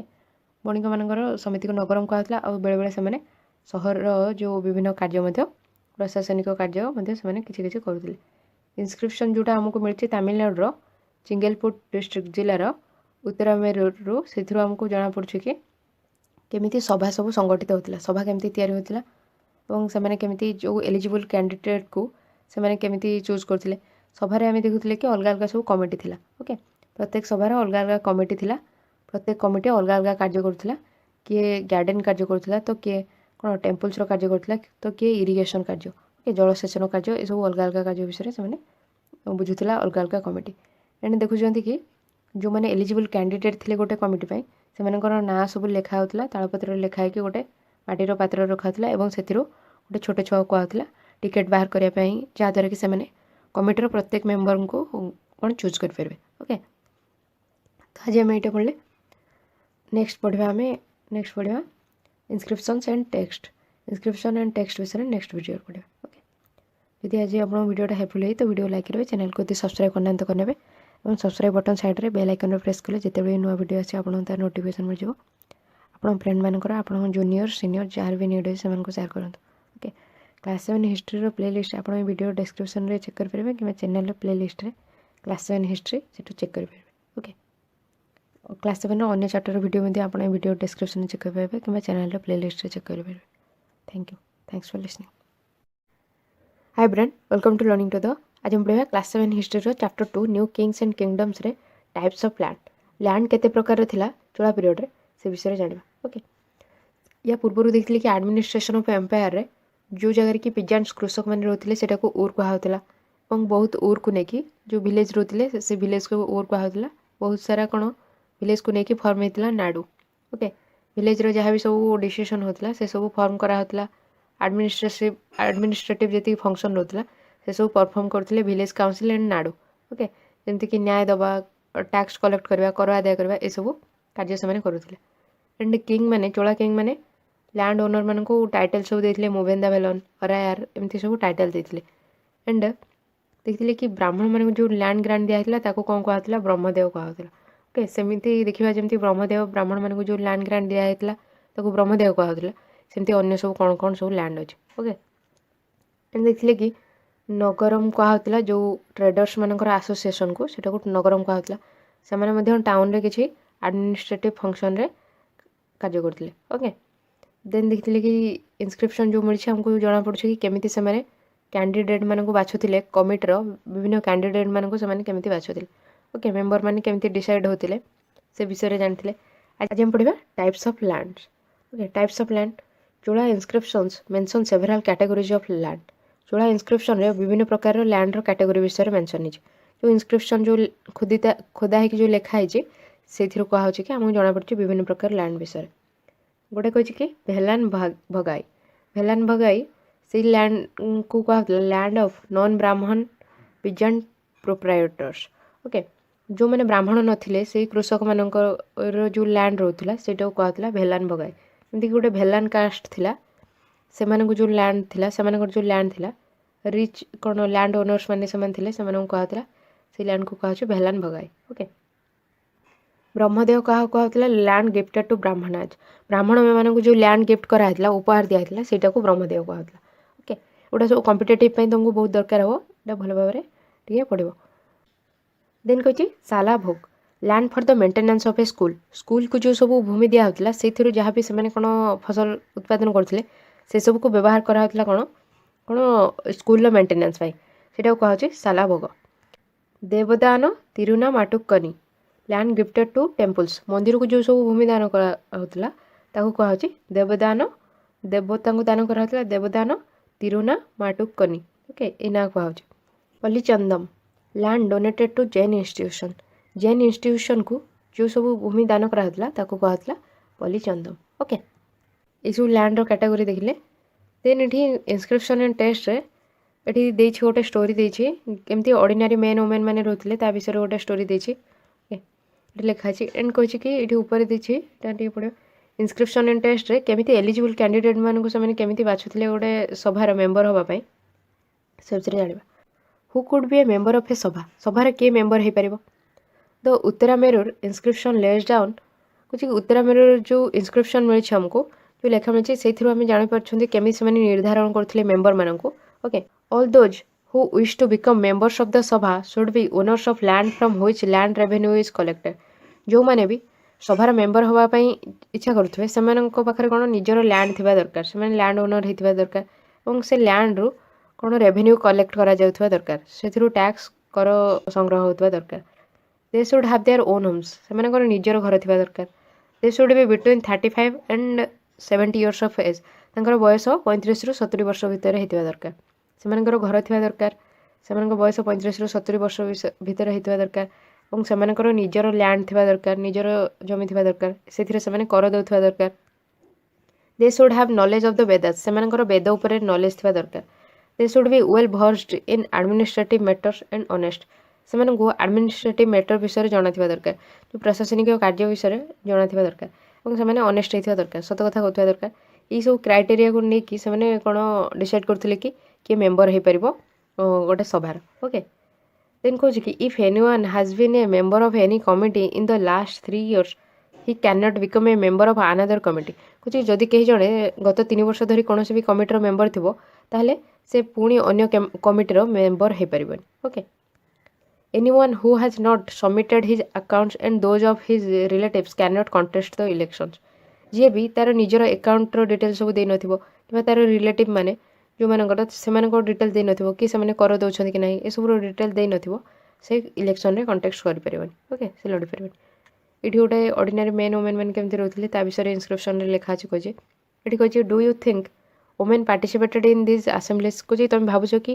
ଓମେନ୍ ମାନେ ଏହି ସଭାରେ ଅଂଶଗ୍ରହଣ କରୁଥିଲେ। In your view are lotteries useful in choosing members of committees ତୁମ ମତରେ ଲଟରି କ'ଣ ୟୁଜଫୁଲ୍ କି ଦରକାର କି କୌଣସି ବି କମିଟିର ମେମ୍ବରମାନଙ୍କୁ ଚୁଜ୍ କରିବା ପାଇଁ ସେଥିପାଇଁ ଲଟରି ଦରକାର କି। ଏଠି ଆମେ ଦେଖିଥିଲେ କି ପ୍ରିଭିୟସ୍ ଭିଡ଼ିଓରେ କି କେମିତି ସେମାନେ ମେମ୍ବରମାନଙ୍କୁ ଚୁଜ୍ କରିଥିଲେ ଗୋଟେ ତାଳପତ୍ରରେ ସବୁ କ'ଣ କରାହେଉଥିଲା ଟୋକନ୍ କରାହେଉଥିଲା ଓକେ ସେଥିରେ ସମସ୍ତ ଟିକେଟ୍ କରାହେଉଥିଲା ସେଥିରେ ସେମାନଙ୍କର ଯେଉଁ ଏଲିଜିବୁଲ୍ କ୍ୟାଣ୍ଡିଡେଟ୍ ମାନଙ୍କର ନାଁ ଲେଖାହେଉଥିଲା ଗୋଟେ ମାଟି ପାତ୍ରରେ ସବୁ ରଖାହେଉଥିଲା ଗୋଟେ ଛୋଟ ଛୁଆକୁ କୁହାହେଉଥିଲା ସେ ଟିକେଟ୍କୁ ଗୋଟେ ପରେ ଗୋଟେ କ'ଣ ବାହାର କରୁଥିଲା ପ୍ରତ୍ୟେକ କମିଟିର ମେମ୍ବରଙ୍କ ପାଇଁ ସେ କ'ଣ ଟିକେଟ୍କୁ ସବୁ ଗୋଟେ ପରେ ଗୋଟେ ବାହାର କରୁଥିଲା ଓକେ ଏହି ହିସାବରେ ସେମାନେ ମେମ୍ବରମାନଙ୍କୁ ଡିସାଇଡ଼୍ କରୁଥିଲେ ଓକେ। ତ ଆଜି ଆମେ ଦେଖିଲେ କି କେମିତି ସେମାନେ ମେମ୍ବର ଚୁଜ୍ କରିଥିଲେ ଇନସ୍କ୍ରିପ୍ସନରୁ ଆମକୁ ଜଣାପଡ଼ୁଛି କି ଯେଉଁମାନେ ଲ୍ୟାଣ୍ଡ ଓନର୍ ଥିବେ ଏବଂ ସେମାନେ କର ବି ଦେଉଥିବେ ସେମାନଙ୍କ ନିଜର ଘର ଥିବା ଦରକାର 35ରୁ 70 ବର୍ଷ ଭିତରେ ସେମାନଙ୍କୁ ବୟସ ହେଇଥିବା ଦରକାର ସେମାନଙ୍କୁ ବେଦ ବିଷୟରେ ଜଣାଥିବା ଦରକାର ଆଡମିନିଷ୍ଟ୍ରେଟିଭ୍ ପ୍ରଶାସନିକ କାର୍ଯ୍ୟ ବିଷୟରେ ଜଣାଥିବା ଦରକାର ସେମାନେ ଅନେଷ୍ଟ ହେଇଥିବା ଦରକାର ଏବଂ ଯେ କେହି ବି ଅନ୍ୟ କମିଟିର ମେମ୍ବର ଥିବେ ଗତ 3 ବର୍ଷ ଧରି ସେ କ'ଣ ଆଉ ଥରେ କମିଟିର ମେମ୍ବର ହେଇପାରିବେନି ଓକେ ଆଉ ଗୋଟେ କମିଟିର ସେ ମେମ୍ବର ହେଇପାରିବେନି ଏବଂ ଦେଖିଥିଲେ କି ସେ ମଧ୍ୟ ସବୁ ସେମାନଙ୍କ ନିଜ ଆକାଉଣ୍ଟ ଏବଂ ଏମାନଙ୍କ ରିଲେଟିଭ୍ ଏମାନଙ୍କ ଆକାଉଣ୍ଟର ଡିଟେଲ୍ ମଧ୍ୟ ଦେଇଥିବା ଦରକାର ଓକେ ଏଇସବୁ କ୍ରାଇଟେରିଆକୁ ନେଇକି ସେମାନେ କ'ଣ ଡିସାଇଡ଼୍ କରୁଥିଲେ କିଏ ମେମ୍ବର ହେଇପାରିବ ଏବଂ କିଏ ଇଲେକ୍ସନରେ କଣ୍ଟେଷ୍ଟ କରିପାରିବ। ଟାଇପ୍ସ ଅଫ୍ ଲ୍ୟାଣ୍ଡ ଦେଖୁଛନ୍ତି କି ଏଠି ଦେଖିଲେ କି ଆମକୁ 5 ପ୍ରକାର ଲ୍ୟାଣ୍ଡ ବିଷୟରେ କହିଛି ଗୋଟେ ଭେଲାନ୍ ଭଗାଇ ଯେଉଁମାନେ କି ନନ୍ ବ୍ରାହ୍ମଣ ହେଇନଥିବେ ଯେଉଁ କୃଷକମାନେ ସେମାନଙ୍କ ଲ୍ୟାଣ୍ଡକୁ କୁହାହେଉଛି ଭେଲାନ୍ ଭଗାଇ ବ୍ରହ୍ମଦେବ ବ୍ରାହ୍ମଣମାନଙ୍କର ଲ୍ୟାଣ୍ଡକୁ କୁହାହେଉଛି ବ୍ରହ୍ମଦେବ ଦେନ୍ ସାଲା ଭୋଗା ଯେଉଁଟା କୁହାହେଉଛି କି ଯେଉଁଟାକି ସ୍କୁଲକୁ ଦିଆହେଉଥିଲା ସ୍କୁଲକୁ ଦାନ ଭାବରେ ଦିଆହେଇଥିଲା ମେଣ୍ଟେନାନ୍ସ ପାଇଁ ସ୍କୁଲର ଆଣ୍ଡ ଦେବଦାନ ତିରୁନା ମାଟୁକନି ଓକେ ସେଇଟା